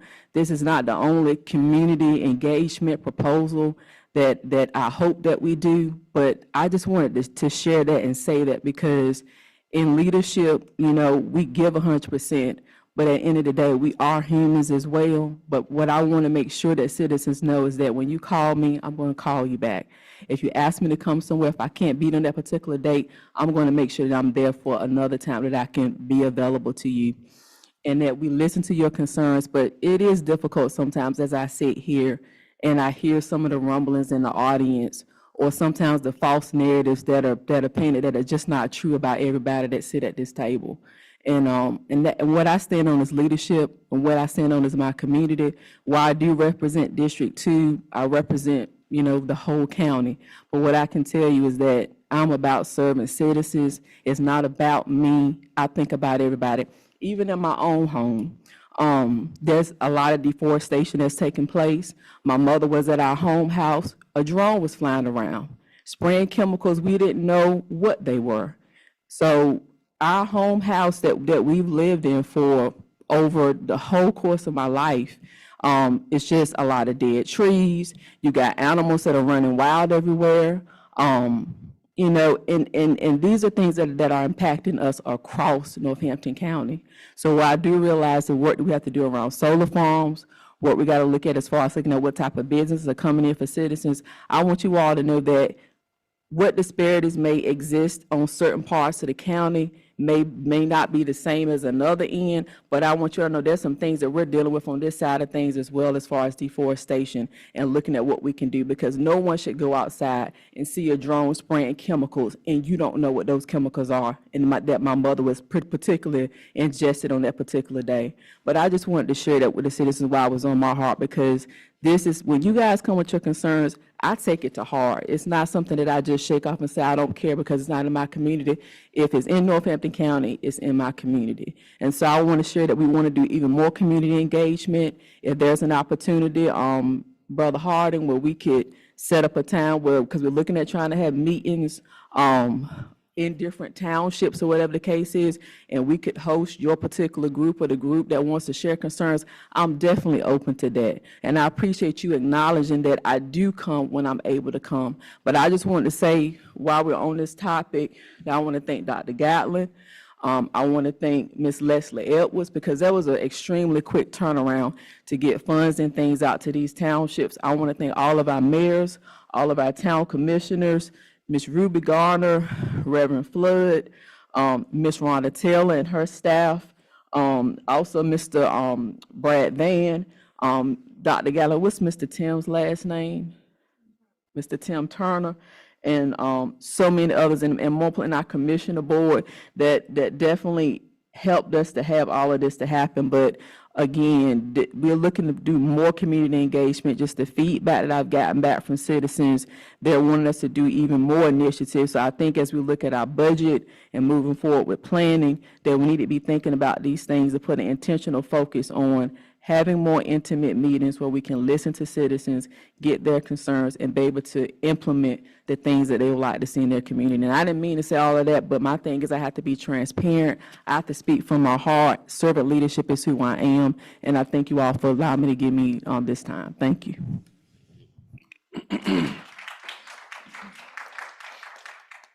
All right, the next item is the ClearGov presentation, County Manager.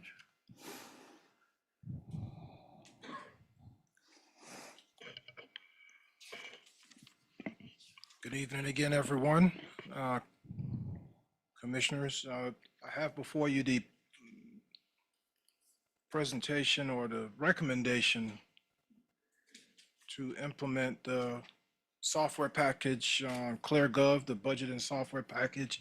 It was presented back in December, on December 1st at the last meeting, and you all approved for the digital budget book component of this package. And what we did back in December was we gave options. I believe it was two or three options to look at, and you all asked me to come back with one recommendation, and that's what you have before you on today.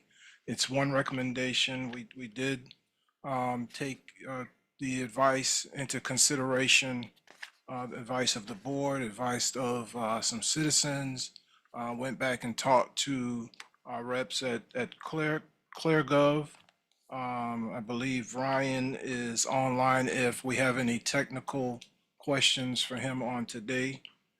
And what you have before you is a 3-year contract with ClearGov.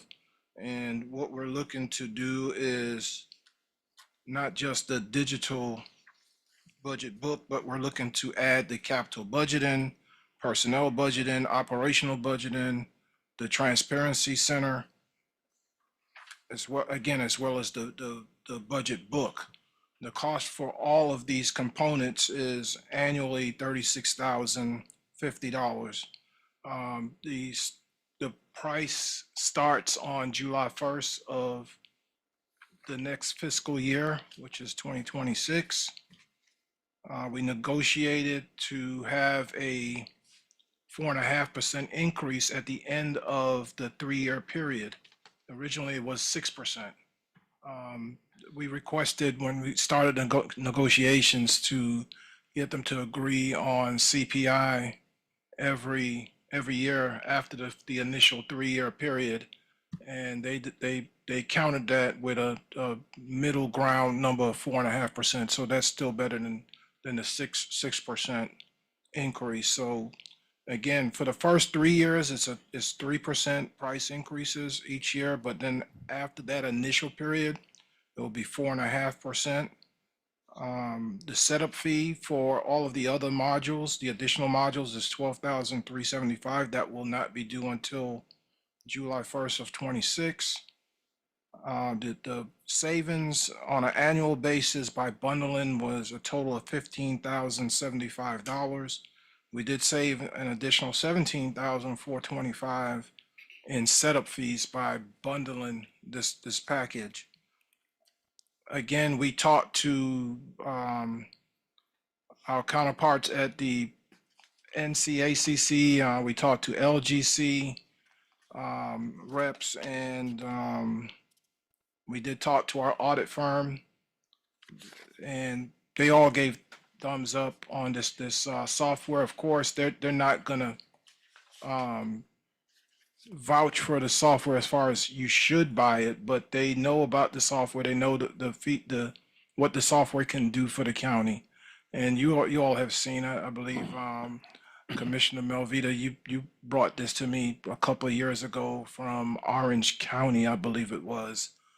That's what led us here today. And basically what we're doing today with the budget is it's all a manual process.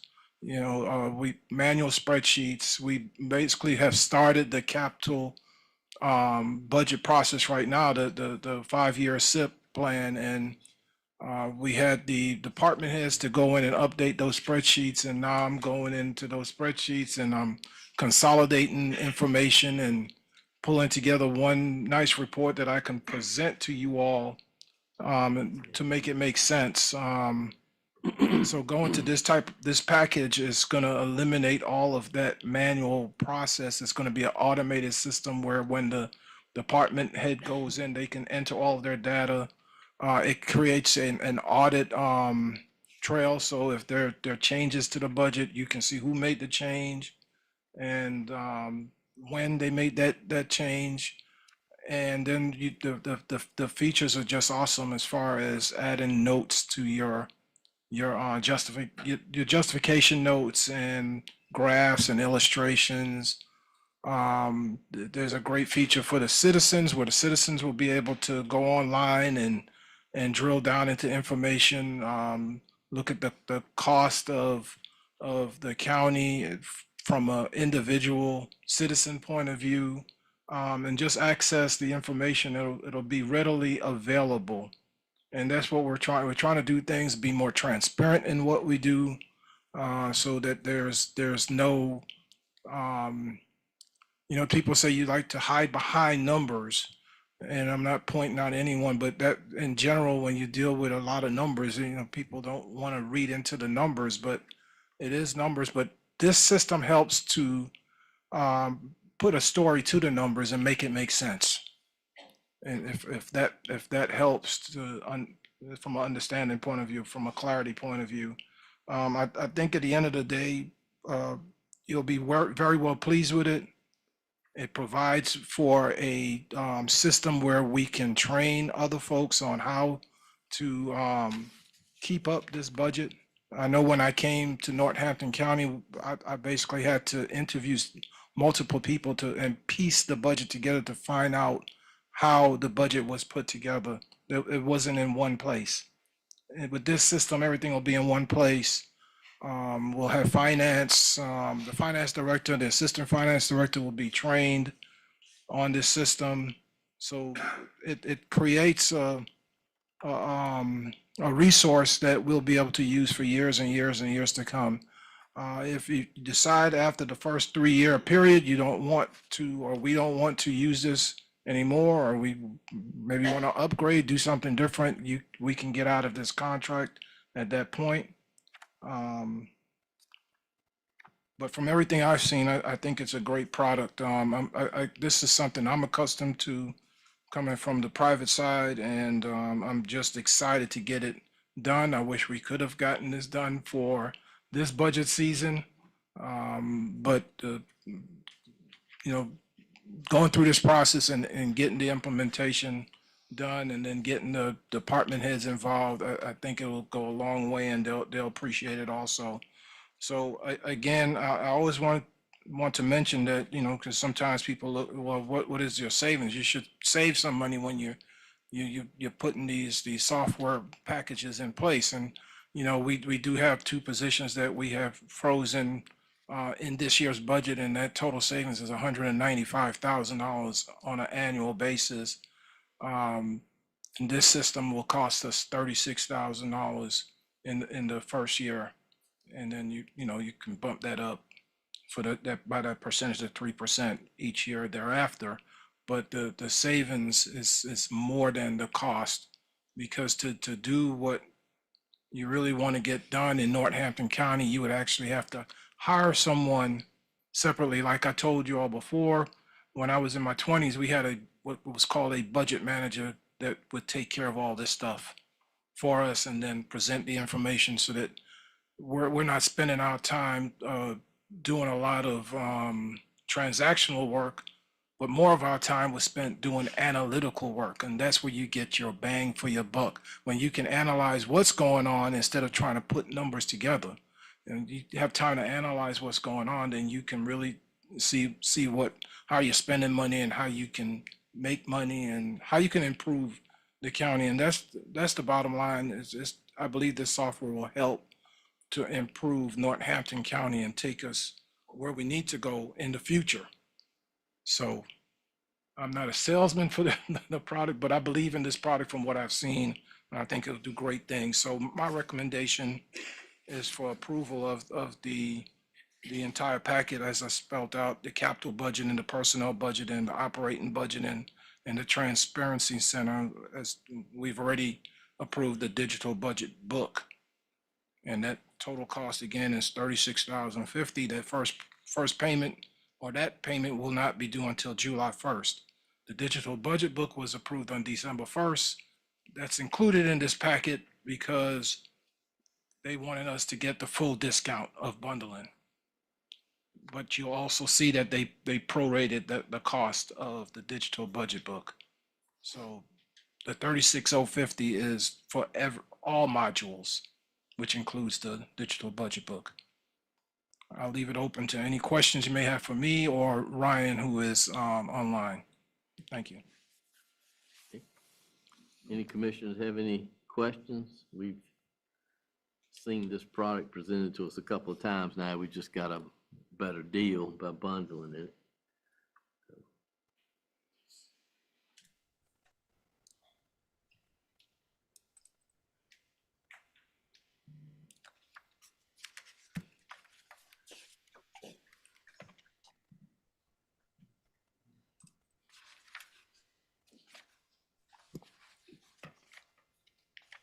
Mr. Chairman, so, last month we voted to go with option one, which was the budget book, if that's correct. Correct. Dr. Phillips, is that right? Yes. Just to do the budget book. Correct. And now we've combined it. Correct. And this is coming up a little later. We've been in some real good conversations with our mayors as it relates to safety and our citizens. As a matter of fact, we had a forum here dealing with public safety. And the numbers for that, to provide that extra security to help our townships. And that's what I was looking for, Mr. Phillips. And one relates to the other because it's all cost. And we voted option one to get the budget book, and I definitely see the work that was done here. This is a budget savings.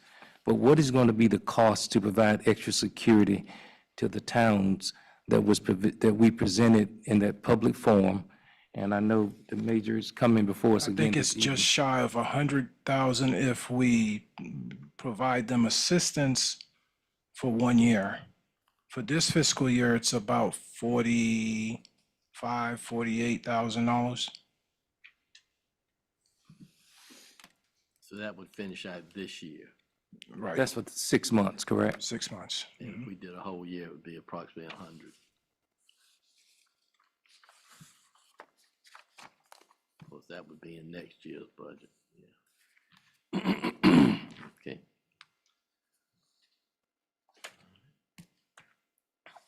Okay, anyone else have any more questions for the county manager? Or the gentleman online?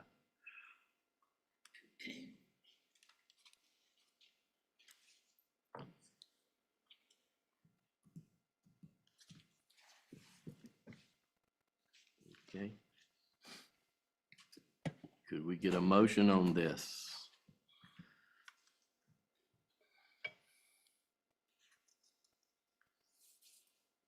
Before we put a motion out there, I'm like Commissioner Edwards.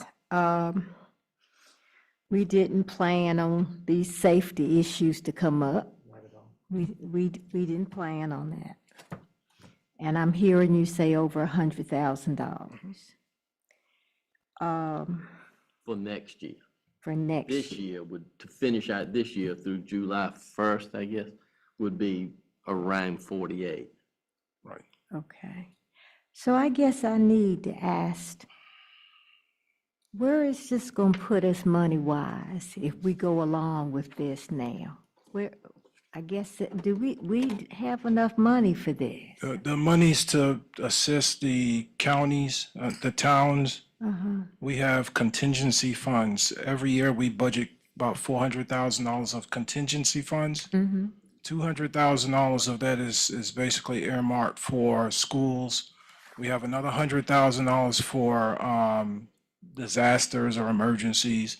And then we have $100,000 that are just is other. So that's the 100 grand that I want to use to assist the towns. Well, you only would use 50,000 of that this year because you only can go by fiscal year. So you would budget the other 50 if you all approve to give them 1 year support. So the police protection or public safety would come out of the contingency? Correct. Okay. This monies would be offset with the labor savings that we have in the budget already. Okay, got you. Thank you for that clarity. I have one comment that, as a business person for over 40-some years, I think the transparency that I saw in our county up until recently was never there. And things were being done manually is not good in business. So my opinion is the program he has put together or got for us would be very vital to our county to survive.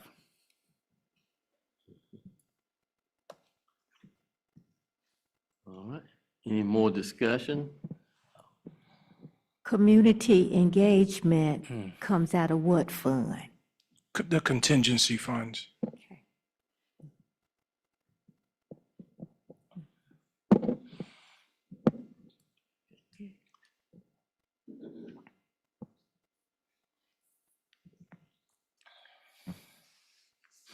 Anybody else have any more questions or comments? Okay, could I get a motion for this? I move we accept ClearGov. Do I have a second?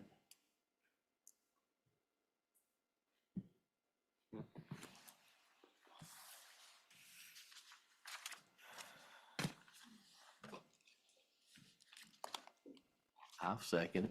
I'm allowed to do that. Absolutely. You are. Is there any further discussion? It's just, thank you, Mr. Chairman and Dr. Phillips for answering that question. It's just that when you see being good fiscal steward, funding, and I appreciate what you stated, that when it comes to providing the safety and security for our towns, as we listen to the commentaries that we have in our different communities as it relates to safety. Absolutely. And what I heard you state was that it's like 47,000 now, this fiscal year, and I'm saying January through June. That's Is that correct. correct? And then it's an additional 40-some thousand for July through December. So it's not like we're spending 100K in this fiscal year's budget. Right. That's correct. That was my concern. It's a total of 100K, but half of it would be this year and half of it would be next year. It just wasn't outlined Yes. in my packet, Right. That's right. which when we're talking about bringing to the table 136,000, it will always be safety over ClearGov.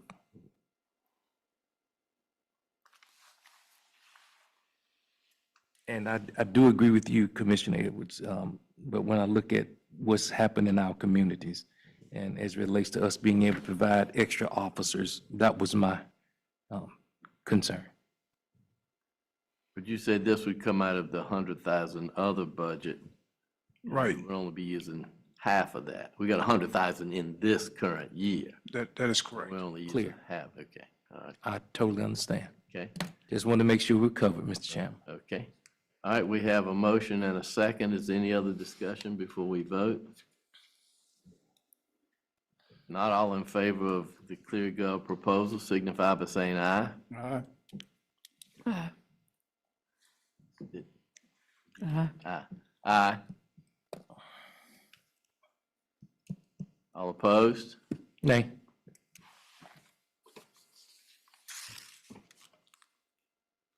I brought next Taylor. Okay, so motion is carried to approve ClearGov. All right. Gallagher Insurance presentation is next.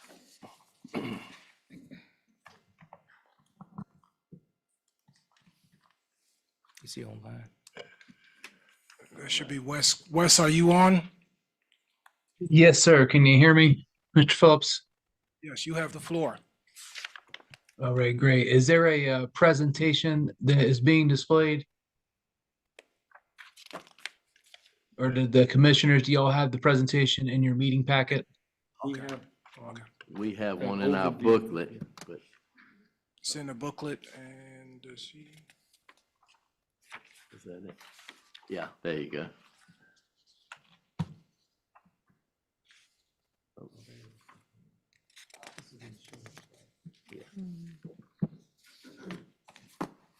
Very Okay. good. Thank you. Thank you very much. And I'm joined by my colleague, Dave Costa, making sure Dave, audio check. Yes, sir, I'm here. Great, great. Well, thank you for your time this evening. As Mr. Phillips mentioned, my name is Wes Strixton. I'm with Gallagher. We are your insurance brokerage and consulting firm. We've been partnered with Northampton County since 2021. And over the next few minutes, you'll see on page 2, we're going to give an overview of the North Carolina Health Insurance Pool, of which the county is a member. We'll go through the financials and the renewal for fiscal year 27. As we all know, begins on July 1st here, 2026. I'll briefly touch on the ancillary programs, and then we'll round it out with a couple comments around timing. On page 4, just for those that are not familiar with NCHIP, this is a health insurance pool that Gallagher launched July 1st of 2018 with 7 local governments. And really the purpose was to allow local governments to join forces, to collaborate, work together, so they can share in the risk of their highest cost health insurance claims. Our goal has always been to outpace market trends, which we've done successfully in each year of our existence. So we started with 7 members. We've grown to 39 members.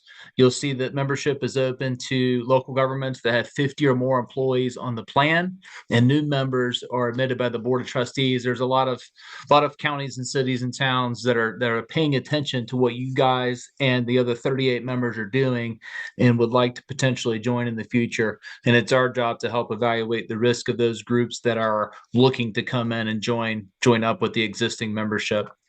On page 5, it talks about our core pillars. Number 1 is stability. We want to bring stability from year to year in the way that you fund your plan. We also want to give you the ability to remain autonomous in the plan that works for your county. So what works for Northampton County is very different than what may work for Orange County or Brunswick or Allegheny or many of the other local governments that are a part of NCHIP. The third pillar is the service. We've built a team of our leading public sector vendors that support the operations for NCHIP, Gallagher being the consulting firm, McMillan Pate being the accounting firm, Cherry Becker being the auditor, and then lastly, Pointer Spool being our legal counsel. And then the last pillar is community. So this is a health insurance solution that's created by North Carolina local government leaders and led by you all. Formerly, Renee Hogger, the HR director, she represented the county on the Board of Trustees. It'll now be the new HR director, Sierra Thomas, who has that role for the county.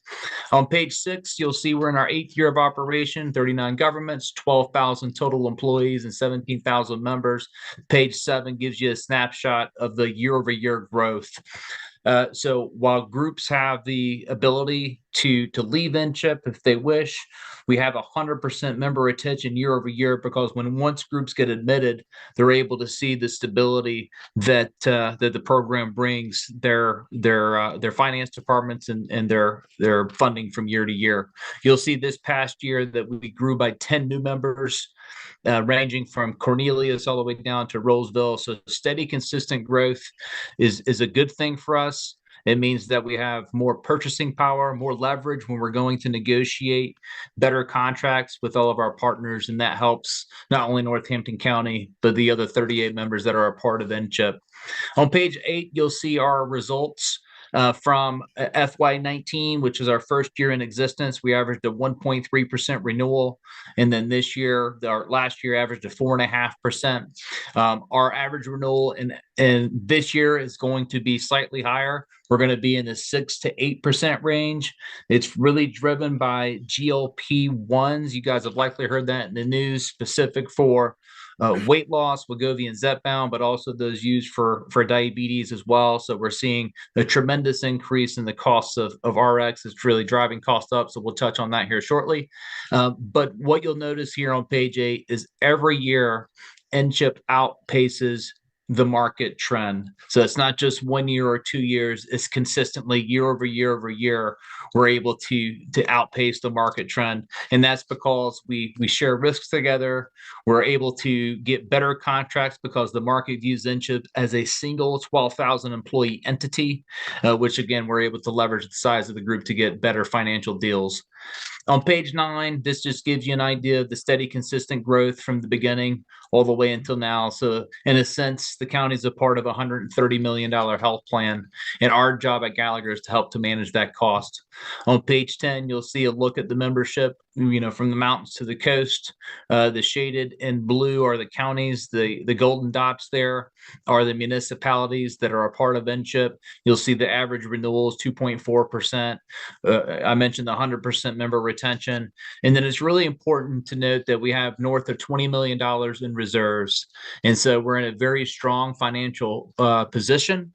We do take those reserves and we invest those with the North Carolina Capital Trust, a very safe investment vehicle for North Carolina local governments. And a portion of that reserves is also tied to Northampton County. Northampton County is in a very positive position as well. We'll comment on that here shortly.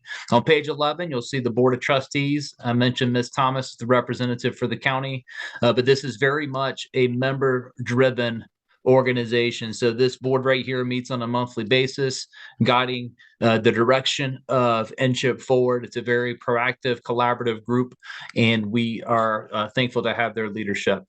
On page 12, we'll get into the Inchip financials and the renewal conversation. Just a couple of comments on page 13, some of the pressures that we're seeing in the marketplace. I mentioned the first one, the cost and utilizations of GLP-1s for diabetes and weight loss. We're also seeing more high-cost treatments for cancers, and that's really putting pressure on the stop-loss providers in the marketplace, and we're seeing how that's impacting North Carolina. We've seen some regional carriers that are no longer able to remain in place. First Carolina Care, you'll see, has ceased operations at the end of last year. You likely have heard news on the state health plan. They're in a $500 million deficit. They've made some significant changes to the plans that went into effect January 1 of 2026. So we're watching that, keeping an eye on that. It doesn't impact what we do per se, because we manage counties, cities, and towns. State health plan is really a home for state educators, but we do like to pay attention to what's happening there. And then lastly, the North Carolina League of Municipalities, they had a pool that they operated, and they had to close operations in 2025. So just a lot of pressures in the healthcare space, and then how that's impacting some things here in North Carolina. But we meet with our board, like I said, on a monthly basis. We came together in November and, shared with them a lot of proactive things that we're going to be doing here in 2026 to help bend the trend. Speaking of the trend, on page 14, you'll see here is a 10-year look of healthcare trends. In 2016, it was about 8.5%, really driven by pharmacy costs. It dipped down to 6.5% in 2020, and now we're back up over 9% here in 2025, again driven by pharmacy.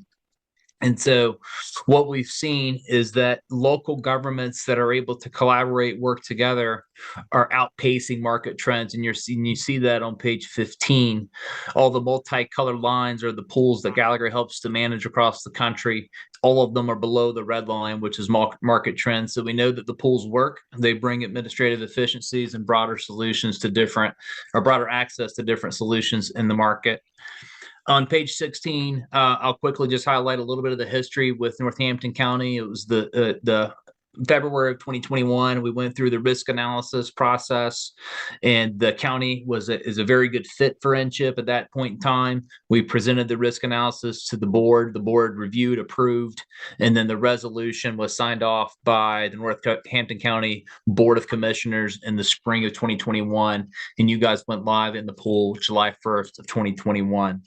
On page 17, you'll see the history, just a tremendous financial performance since you came in the pool in that first year of 4%, followed by 2.8, followed by 3.5, followed by 3% in those first few years. So really stabilizing the cost of how you fund your plan, but also importantly, it's stabilizing your relationship with the carrier, and that's Blue Cross Blue Shield of North Carolina. This is the county's 5th year partnering with Blue Cross Blue Shield of North Carolina. It brings a lot of stability in how the employees at the county access their health care and also the covered drugs that they're able to access as well. On page 18, getting a little more specific into the data, you'll see FY24 compared to FY25. We saw about a 12% overall increase in year-over-year claims, and you'll see there highlighted in yellow what was the driver, and the answer is pharmacy claims. So Northampton County spent about $735,000 in pharmacy claims in FY24. That number went up to 1.04 million in FY25. And so we're seeing this not just at the county, but we're seeing it across the board, a significant increase in pharmaceutical costs, which is why it's really important to be able to be under a contract where we're maximizing rebates with the size of the pool.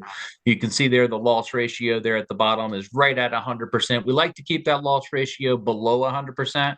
It means that you're adding to your reserve position.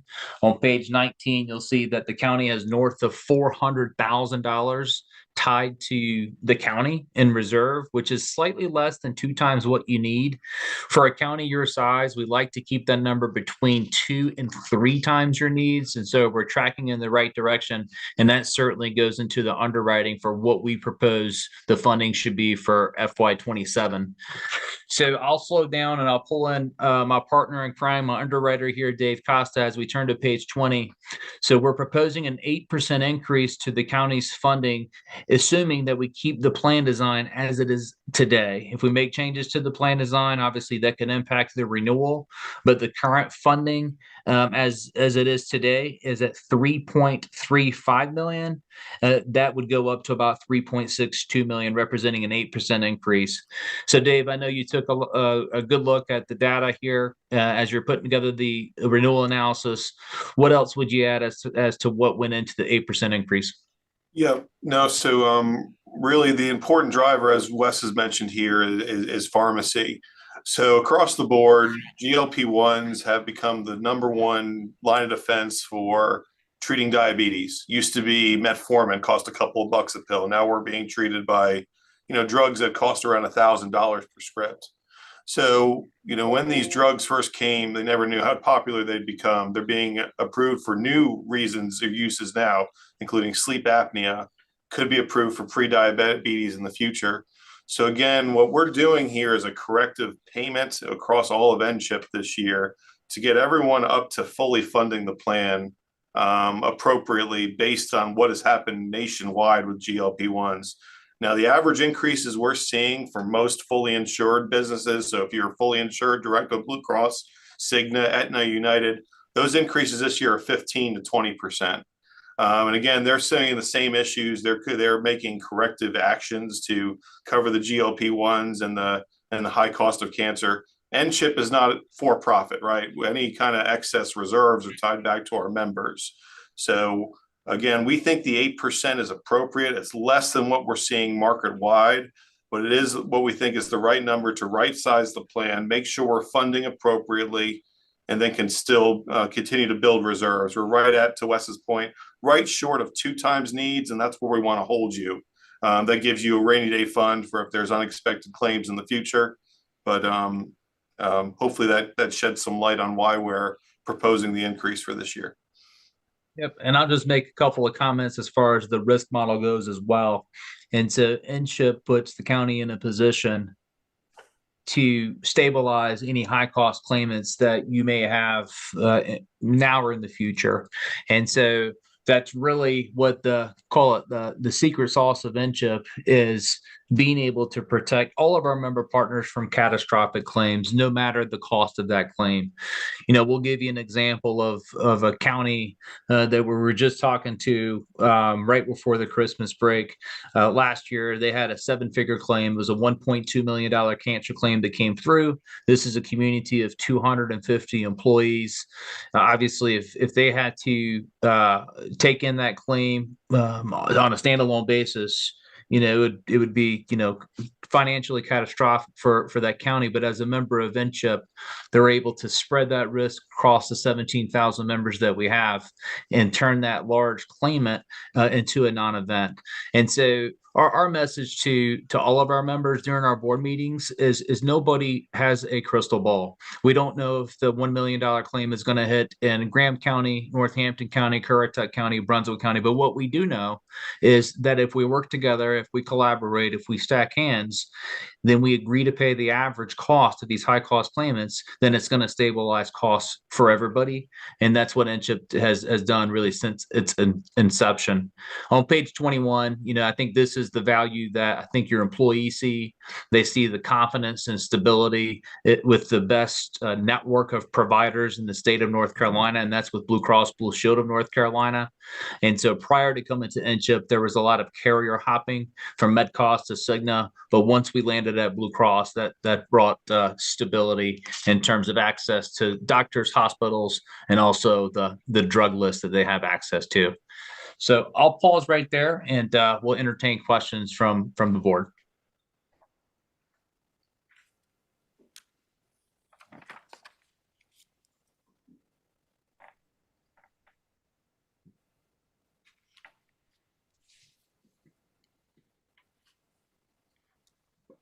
What does this increase amount to, like, per employee?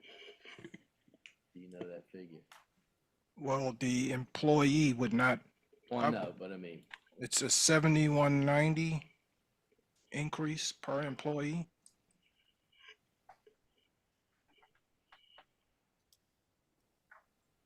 That's correct. Yep. 68,704 annually.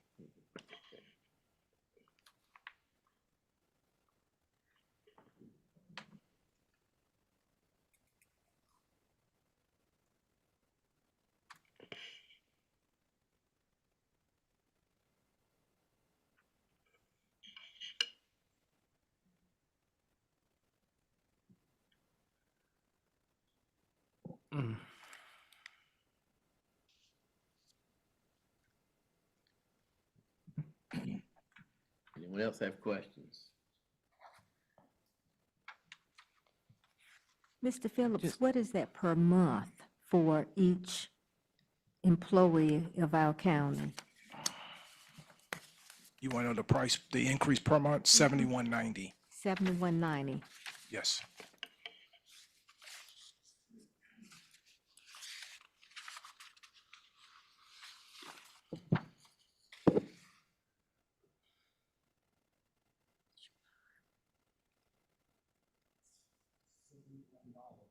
$0.90, okay. Right.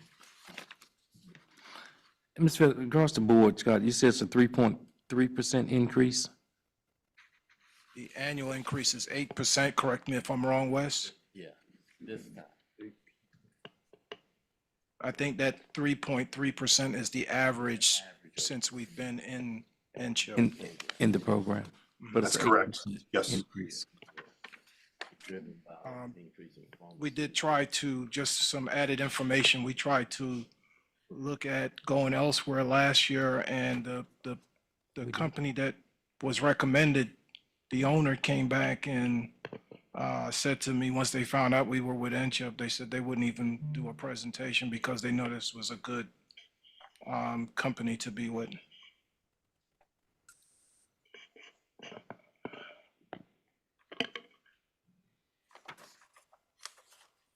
And I don't have any stock in this company, just.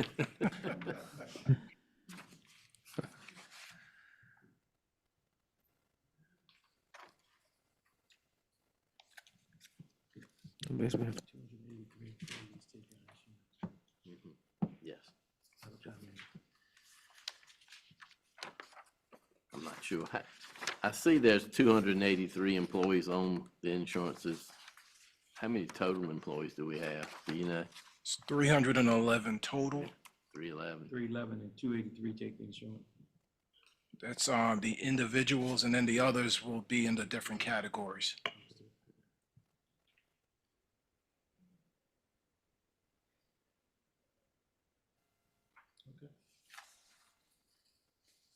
So just to make sure, my recommendation, that 7190 that we continue to do as we've done in the past, keep this as an incentive for the individual employee only, as an incentive for our staff, county staff.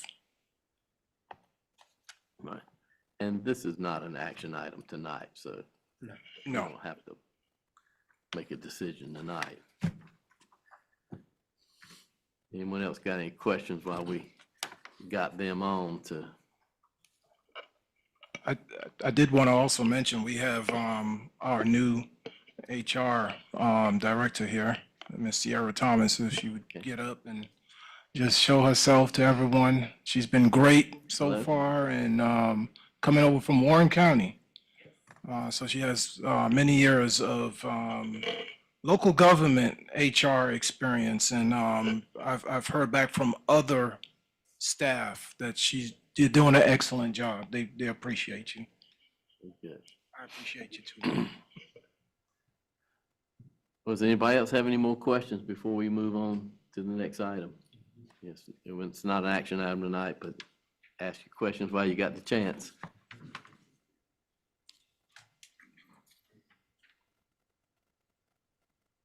Okay, if not, then thank you, and we'll move on to the next item, which is the off-duty police coverage. For your time, Commissioners. Thank you.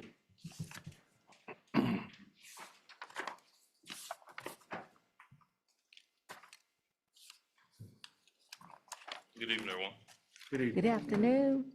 So just coming to, I know we talked about this in the last special meeting with the extra coverage for law enforcement.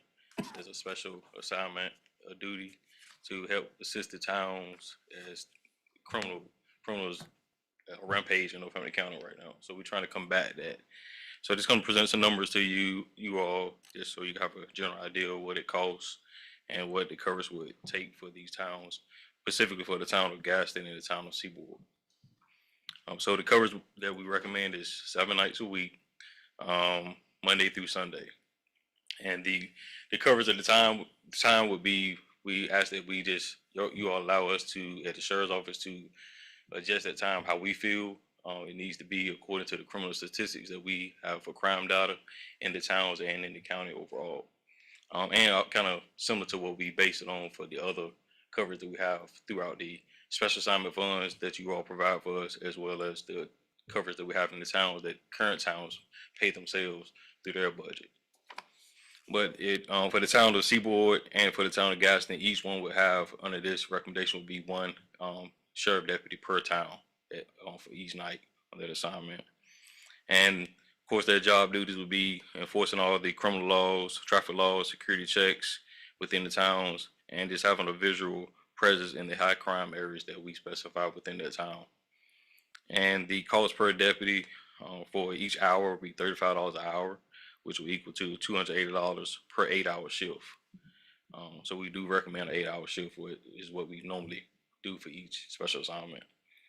And that would total to be $1,960 per week for each deputy sheriff. And the total for the month would be $7,840 per month, would be a total of $94,080 annual, would it be 12 months. But broken down from January, if we start in January 2026 until June 2026, which will cover 6 months, it will be $47,040. $47,040. And that's broken down for every 6 months. So 12 months, 6 months, 6 months will be equal to $94,080. So like I said, you can calculate that 6 months from January 2026 to June 2026, and start back up in July 2026 to December 2026, and you can calculate there from every 6 months, however long you want to provide these funds to the town of Gaston and the town of Seaboard. That's what it costs.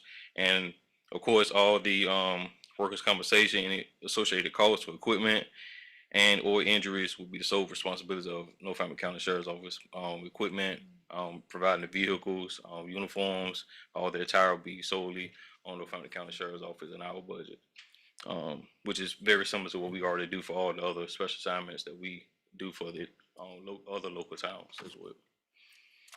And of course, time sheets, when it comes to time sheets, we would process those time sheets the way we do with, through Northampton County Sheriff's Office, kind of similar to the way we do, with current towns that pay their time, that do pay their budget, out of their budget, we provide the time sheets through the sheriff's office, and then we send it to that town. But in a case like this, where the county will actually be providing these funds, it would go through the county, and we would just process it through the county.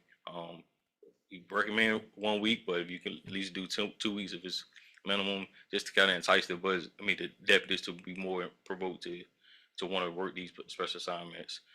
So we would ask that. And I think it's a great thing. It helps the towns out as we see the crime has increased. It's been one of the biggest hot topics in Northampton County, I would say, within the last 6 months.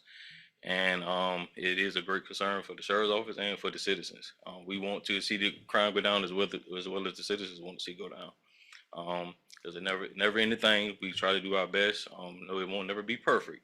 No, nothing you do in life will be perfect, but all we can do is try our best, and that's why we recommend this for you all, to hope that you can push it forward and improve it, because I think it's a great help to the towns, and we're going to do everything we can to push the policy and procedures within the sheriff's office to make sure we do everything we can to combat the crime and just not have this money being pushed for no reason. We want to show you results and show you actions that we are doing our part within the sheriff's office to combat the crime in Northampton County and in these individual towns. And once you combat the crime in individual towns, it combats crime total. It spreads overall. It don't just specifically help that town, it helps the county in general, and it helps the crime stats in general.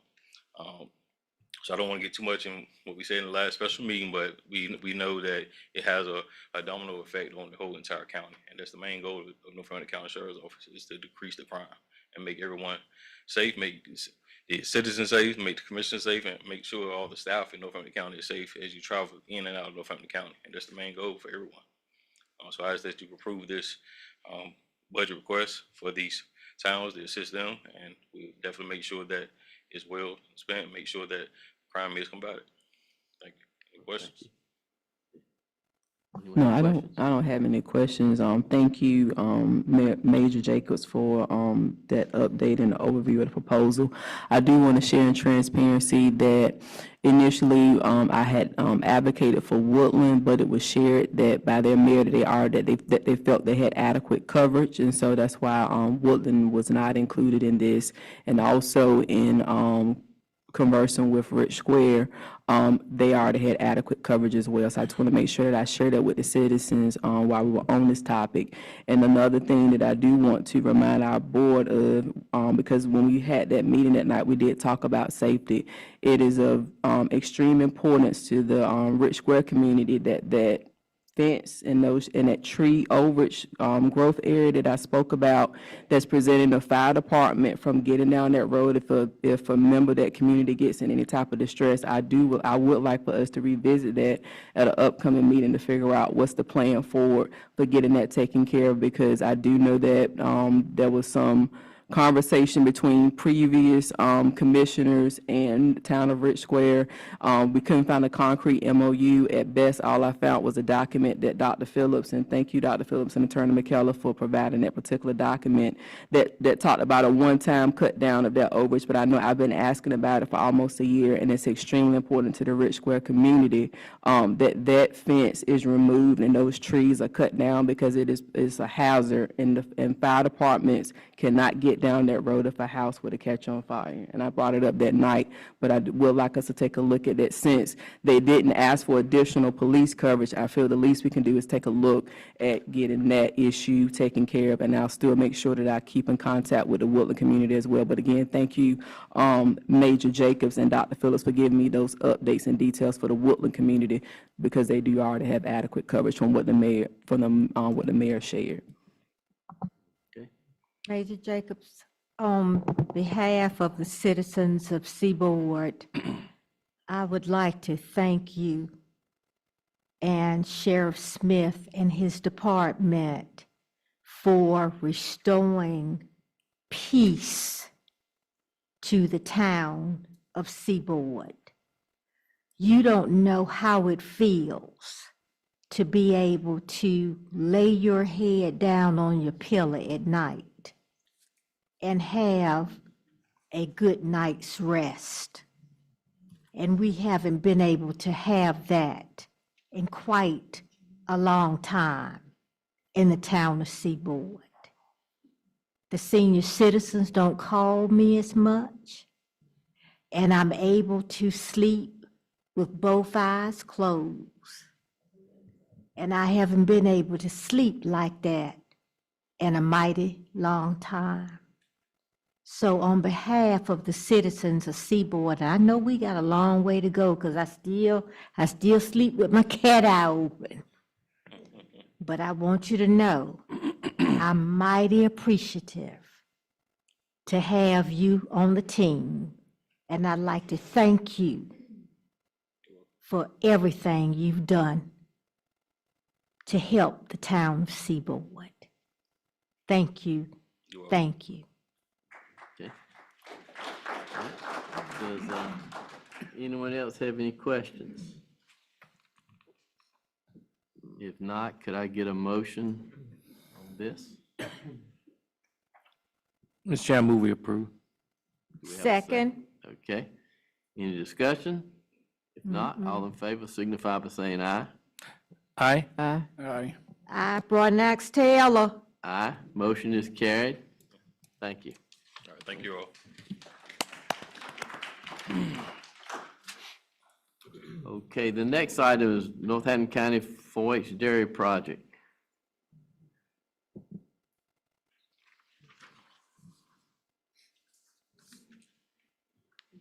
Good evening, Commissioners. Good Good evening. evening. I would like to ask for permission to accept a grant from Ag Carolina Financial in the amount of $800. It'll be used to purchase feed to fund the 4-H dairy project through the Northampton County Cooperative Extension. So, move we approve. Second. Okay, it's not listed as an action item, but nothing stops us from going ahead and approving it. So, all right, if there's no other discussion, we have a motion and a second. All in favor signify by saying aye. Aye. I, Broadnax Taylor. Aye. Okay, motion is carried. All right, thank you very Thank much. you. The dairy show will be June the 6th in Edgecombe County, so feel free to come out. Thank you. Okay. All right. Okay, the school new market tax credit. Is the next item. Okay, Commissioners, in your package, you have a decision letter, and I'll do my best to summarize this briefly. I know it's been a long night for everyone, but this is regarding the new high school project, which everyone knows. We have a new high school that's currently under construction. As a bit of background, a reminder, approximately 1 year ago, in January of 2025, this board, following a number of collaborative meetings with the Board of Education, voted to approve the funding request of Northampton County Schools toward the construction of the new high school project. And the county's obligation consisted of approximately $5 million or over $5 million. And as a reminder, the school system was granted a grant of over $60 million. I forget the exact amount, between $60 and $65 million to construct the new high school. There was a small shortfall, well, not a small, there was a shortfall of approximately and I'm going round figures of approximately $5 million. Okay, so the county's obligation, which the board voted on, was to front, or in the event that shortfall was not met through alternative funding sources, which was discussed at the time, called the New Markets Tax Credit Program. It is a complex financing structure, but it is a federal program, an initiative designed to stimulate development in distressed urban and rural communities by attracting private investment. These new market tax credits, they have been utilized in the past in North Carolina, specifically in Jones County, to build a new high school. In any event, I am here today pleased to report that the new high school project has received an initial new markets tax allocation from Self-Help Ventures in the amount of $13 million. That's the total investment. And what that means, the expected net benefit to the county is a little over $2 million. So remember that figure. It's an expected net benefit of $2 million, which would reduce the county's potential obligation. So, along with that, there are 2 initial deposits that were required to be paid so that allocation could move forward. And there was a deadline on these 2 deposits totaling $30,000. The first was $25,000 to self-help, and the second was $5,000 to Novogradac and Company. They're the CPA firm.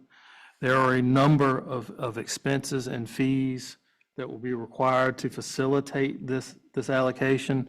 But at the end of the day, let's not miss the forest but for the trees. We're talking $2 million of ultimately free money coming to the county to help fund this new high school. So the Board of Education, there was a deadline on these 2 deposits, so we wouldn't lose the allocation of last month. The Board of Education, being good partners, they went ahead and approved and paid these deposits because this board was not meeting toward the latter part of December. The Board of Education has now come to the county asking for reimbursement for these $30,000 of deposits. And again, these new market tax credits, they have to flow through the county. They cannot flow through the school board.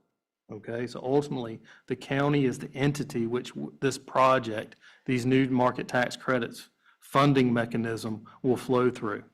In any event, so now the Board of Education has asked that we reimburse those deposits.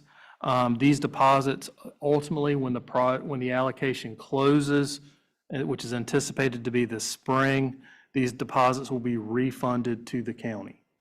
Okay? So there's some upfront expenses that will later be reimbursed when this project closes.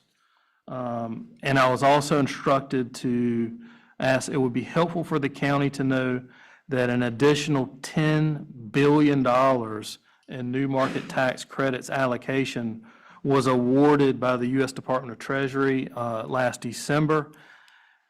And that means potentially more allocations coming into this project and potentially more net money coming to the county over and above the anticipated $2 million that we have hopefully incoming.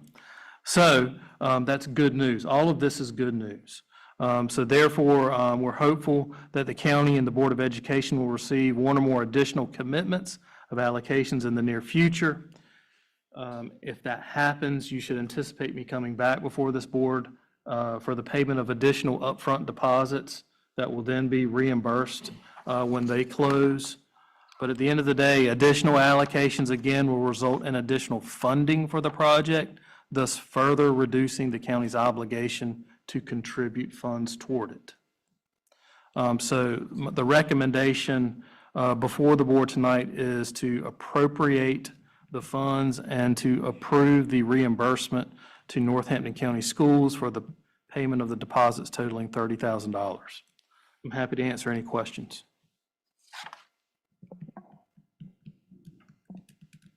And I sat in on the phone call about this. It's a very complex system, but at the end of the day, we'll get our deposit back when the money is released. So that's the main thing to remember. We would just have to upfront it.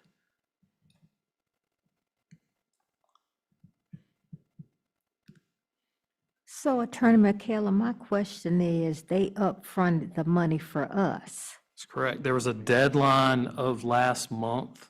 So why didn't we meet the deadline? Why were we not in We place weren't, that we?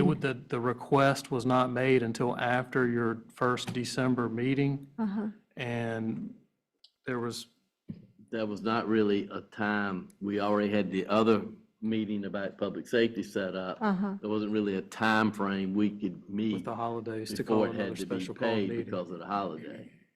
Okay. So it was a time crunch, and with my discussions with Mr. Rod Malone, who's the school board attorney, Mhm. and who the other special counsel in Raleigh, who's an expert and is basically guiding this project and making sure we do it right, and who did the Jones County school project. This had to get done quickly. The Board of Education was meeting the following Monday. So the consensus was, let's just get the school board hopefully to approve it. And then with the hopeful understanding that being good partners, the Board of Education, the Board of Commissioners meets on January 5th to reimburse that initial payment. So we had to act fast because we didn't want to lose the money. An email would have been nice to know all this was going on too. Just saying.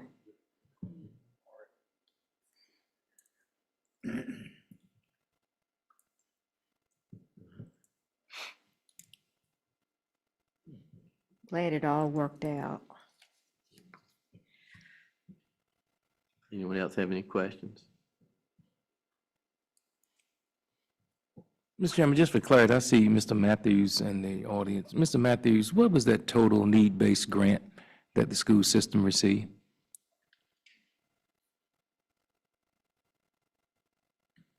Commissioners, we received $62 million from the 62 needs-based million. grant, Right. from lottery funds from the state.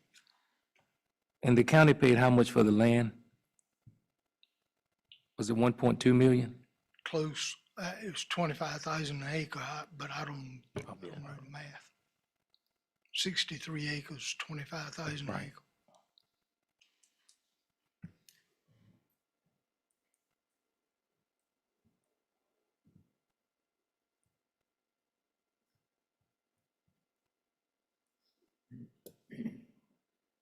But it was 62 million, right?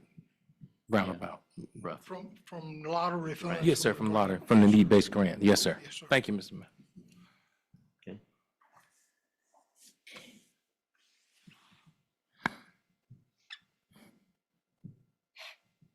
Are there any other questions? And so right now, what we're doing is reimbursing the school system We're 30K. reimbursing them, and then when the money closes, we'll be reimbursed. This is for all the legal fees and CPA fees to get all these documents drawn up and executed, et cetera.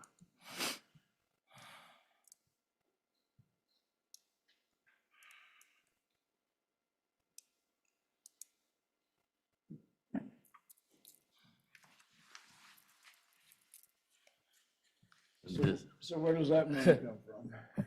I was waiting for that question. It's, Right, yeah, that was my we next mentioned question. earlier, we have $200,000 earmarked for school contingencies. So that will come out of that fund. When we get our monies back, then we'll replace that money Place it back back to into that the fund. fund. But the thing to remember at the end of the day, we'll have over $2 million to reduce that obligation to the school. Reduced to 5 million. Yes. To reduce to 5 million. So we're Yes. down to 3 Yes. million. So 3 is still out there. Yeah, and they're hoping to get more. They're, yeah.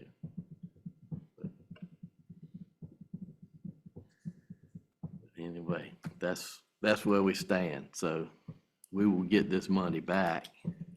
We just have to front it. And that will be sometime this spring, is that correct? That's the estimation, yes, sir. All right. Any other questions?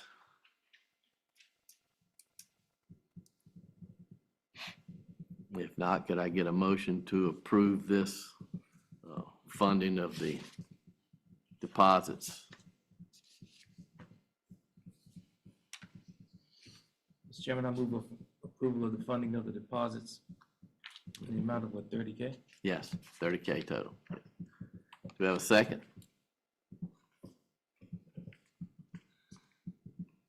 Second, All right, any further discussion? Not all in favor signify by saying aye. Aye. Aye. by Brian X. Taylor. Aye. Motion is carried. Thank you. Okay, next is economic development. Derek. Okay, now, we're gonna talk about the Northampton County Economic Development Commission bylaws. In your package, you'll have a decision paper from November 18th. We have our chair, Ms. Erica Smith, here as well. So in summary, The Northampton County Economic Development Commission held a scheduled meeting on Tuesday, November the 18th. The commission reviewed key aspects of its current bylaws. Following the review and discussion of these bylaws, the committee determined that the membership structure and composition did not effectively meet the needs of the mission, vision, and strategy of the commission. The commission unanimously voted to recommend the following changes to the Northampton County Board of Commissioners in order to adequately execute on its duties. Section 2 outlines these recommended bylaw changes.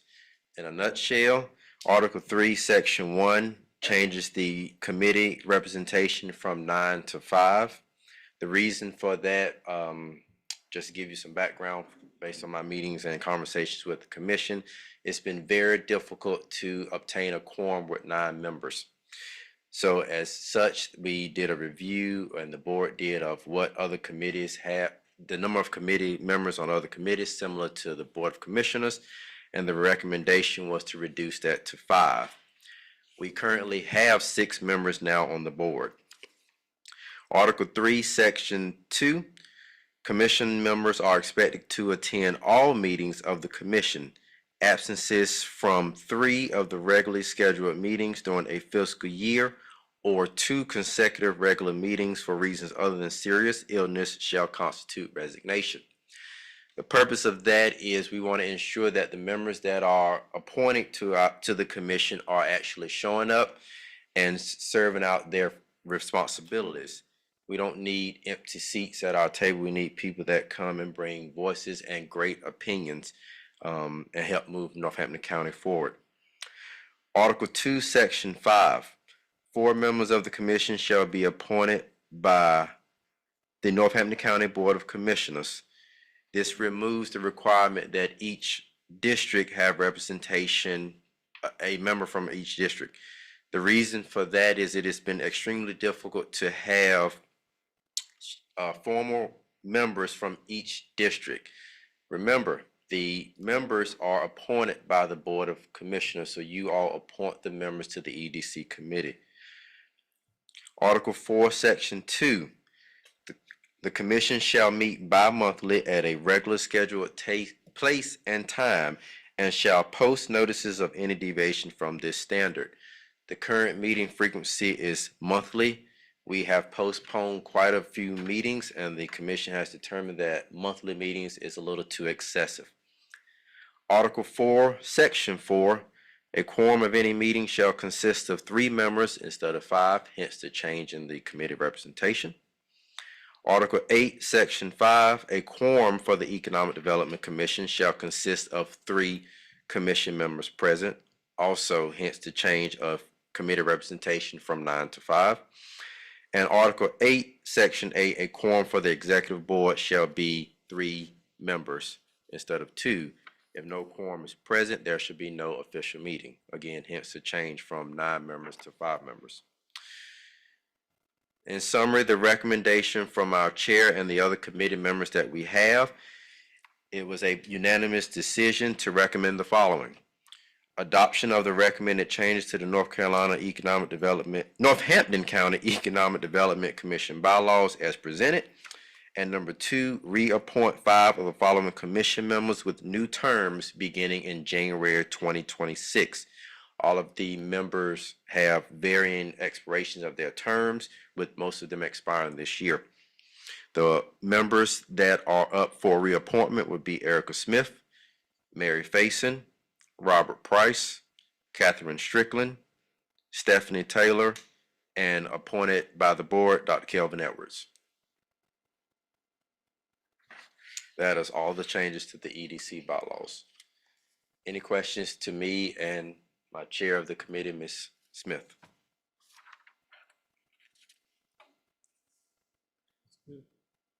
Okay, I see that this is not an action item for the night. Before we have the next meeting, so that, just for our information, could we have all those names that, sure, and where they're from? Yep. I'm just curious. I'd like to see that.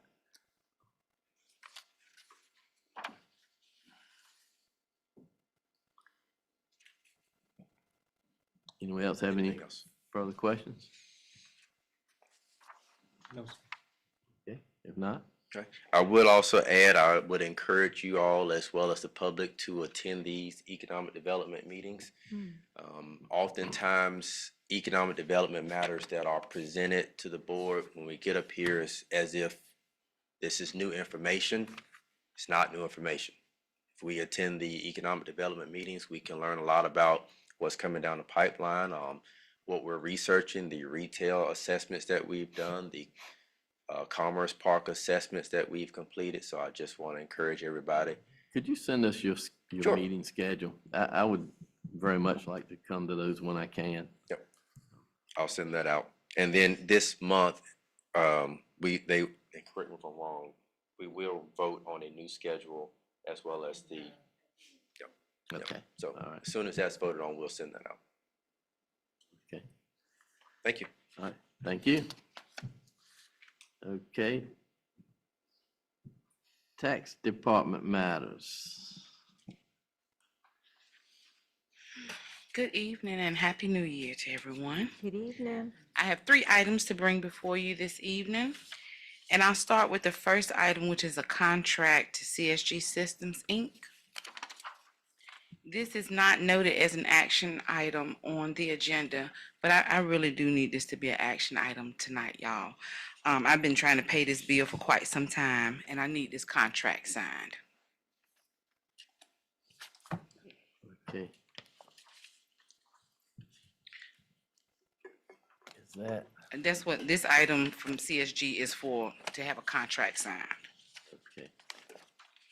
Okay, CSG is, okay, what is this specifically for? Okay, CSG is our printer that actually prints our bills, our listing okay. forms. They print them, they mail them out. And this is a company we've been using for many years, but the contract needs to be updated, so I have to. And add that's it. budgeted, you just need to update the. I just need a signature for the contract, yes, sir. Okay, all right. Okay. Anyone have any questions about that matter? Got to get a motion to approve the contract renewal. Chair Martin, I make a motion that we approve the contract renewal. I'll second. Any discussion? Not, all in favor signify by saying aye. Aye. I, Broadnax Taylor. Aye. Aye. All right, thank you. All right, thank you. The next 2 items are not action items, but I bring before you the board's approval to approve 15 appeals in the amount of $7,340.52. And also for motor vehicle refunds in the amount of $1,083.90. That is all I have for you all today. All right. While you're looking at that, I will just say that on January the 15th, the Northampton County Tax Department has been asked to host the Coastal Plains Winter Tax Association meeting. So I wanted to invite you all, but I heard it, if I have 3, it's a meeting. If 3 of y'all come, it's a meeting. But please feel welcome to come. We would love to have you, okay? Thank you. Anything else for me? Anybody got any questions? All No? right, thank you. Have a Thank good you. one. Okay. Finance Department.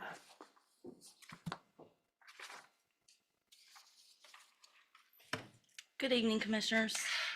Good evening. Good evening. The first item I have for you is Budget Amendment number 5. Get my stuff out. First Okay. item on this budget amendment is a aging grant for Meals on Wheels received from the North Carolina Meals on Wheels program for $2,000. The next item I have is a Monarch Senior Center grant in the amount of $4,500. The next item I have is for $6,000 for the Health Department for Communicable Diseases. They had an updated agreement addendum that came down from the North Carolina Department of Public Health. So we are increasing the budget to include those funds. Economic Development, Community Benefit Funds of $70,000. We received these funds from Sun Energy per the resolution that was adopted by this board. The next item is we received insurance proceeds from the sheriff's, for the sheriff's department for $5,484. And then lastly, we are moving $29,500 from contingency to cover the holiday event designated by the Board of Commissioners. This is for the turkey giveaway and the luncheon that's going to be provided to the citizens.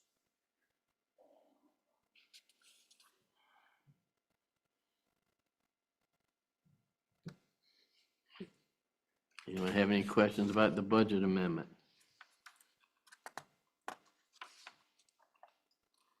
What was the amount that we received from Sun Energy, Ms. Edwards? $70,000.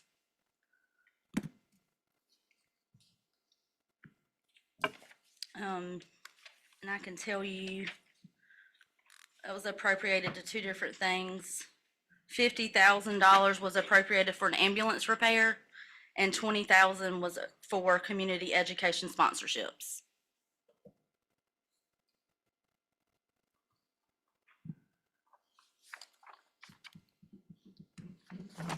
Okay. Anyone have any more questions about the budget amendment?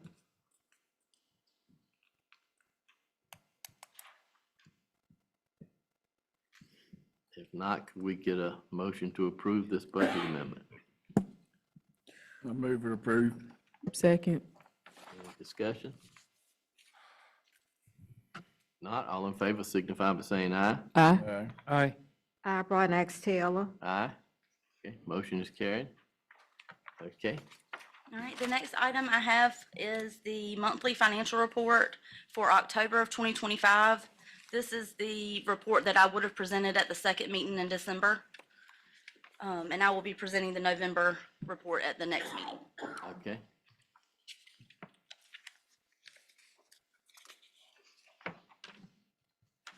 Starting on page 2, our revenues are up as compared to last year at this time by 1.7%, which equates to approximately $300,000.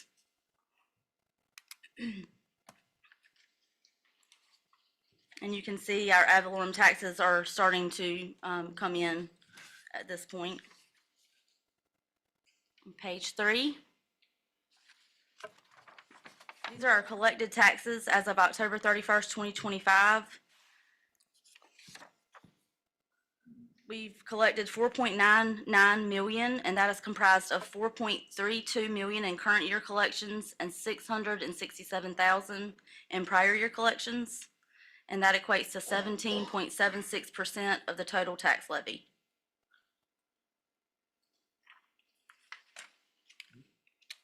On page 4. In October, we expect our expenditures to be around 33% or less. We don't want to see them higher than that. So just to kind of give you a quick, one department that is over is finance at 46.2%. And that is because we pay the countywide liability and property insurance out of our budget at the beginning of the year. So that number is skewed a little higher because of that bill that we pay. And then just scrolling through, the only other items that are over that 33% are your contributions to outside agencies that we pay up front at 100%. Overall, our expenditures are below the 33% at 29.2%, which is a 2.2% decrease as compared to last year at this time. If you go to page 6, these are our enterprise funds. I don't know if you all remember, at the last meeting, I mentioned there was a shortfall in revenues as compared to last year in Fund 61 and Fund 62. We are continuing to monitor those. We have not seen an uptick in those revenues at this time. There was a problem with the meters. I have reached out to our Public Works Director and asked when we can expect those revenues to start trending back on normal. And as soon as I get a response, hopefully I'll be able to answer that question at the next meeting, because as of right now, as of October, those revenues have not started to level back out. So the county manager and I are continuing to monitor those two funds very closely to make sure that we are going to be on target to not be revenues under expenditures at the end of the year. Solid waste revenue and expenditures in Exhibit 6. You can see that our ad valorem tax bills are coming in as those revenues are up to 20.8%.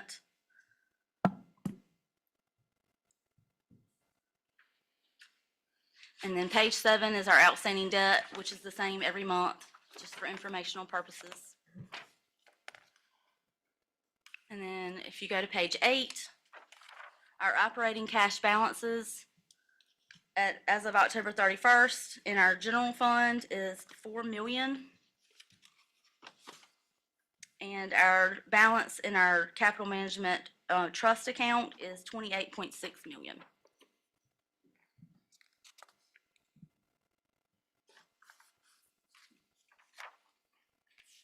And that's all I have for the monthly financial report. Anyone have any questions?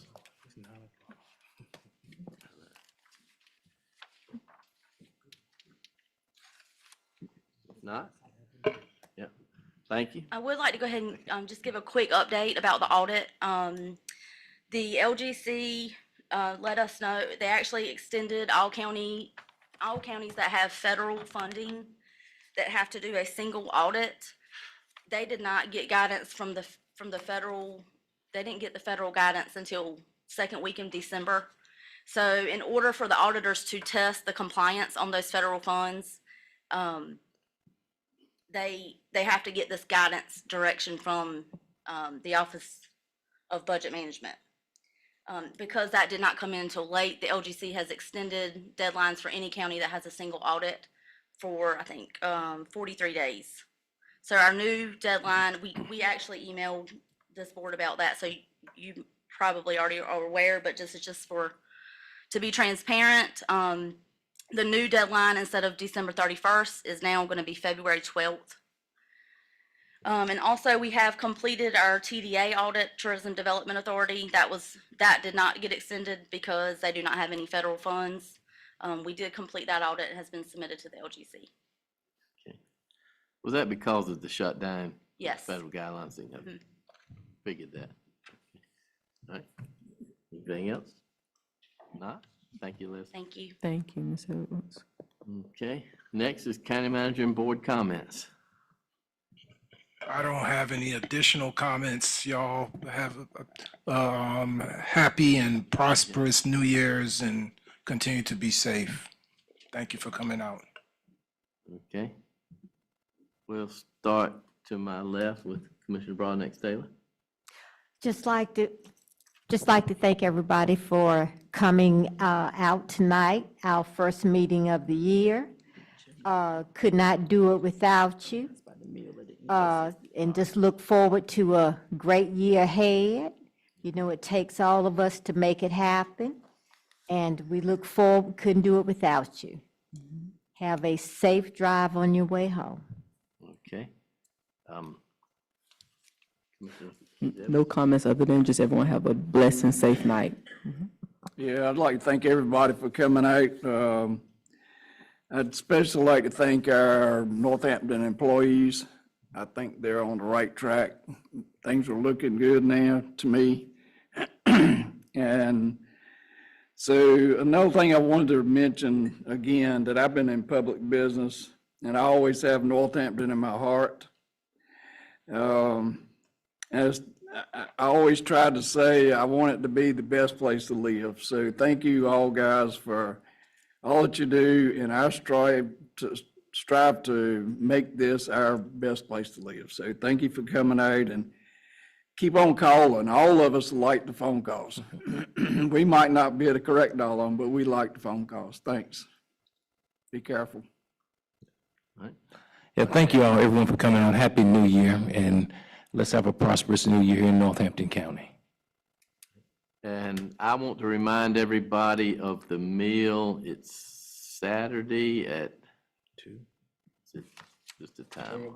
12 to 2 at the Cultural and Wellness Center, the Citizens Appreciation Meal. So everybody come out and Yes. I'm sorry, I didn't want to leave this out. The 2% COLA increase will occur on the paycheck on the 15th. Okay. So that's all full-time employees and permanent part-time. Okay. 2% COLA. Okay. Thank you. But yeah, just want to remind everybody about the Citizens Appreciation Meal this coming Saturday. And everybody drive safely on the way home and be on the lookout for deer. They know hunting season's over now, so they're moving about more. And now, could we get a motion to go into closed session? Mr. Chairman, I move we go into closed session pursuant to North Carolina General Statute 143, 318, 11A, attorney-client privilege. North Carolina General Statute 143, 318, 11A4, EDC report, and North Carolina General Statute 143, 318, 11A6, personnel. Okay, can I get a second? Second? All in favor, signify by saying aye. Aye. Aye. Motion is carried. We'll go into closed session. Thank y'all for coming tonight. It's been a long one. I knew it was gonna be there.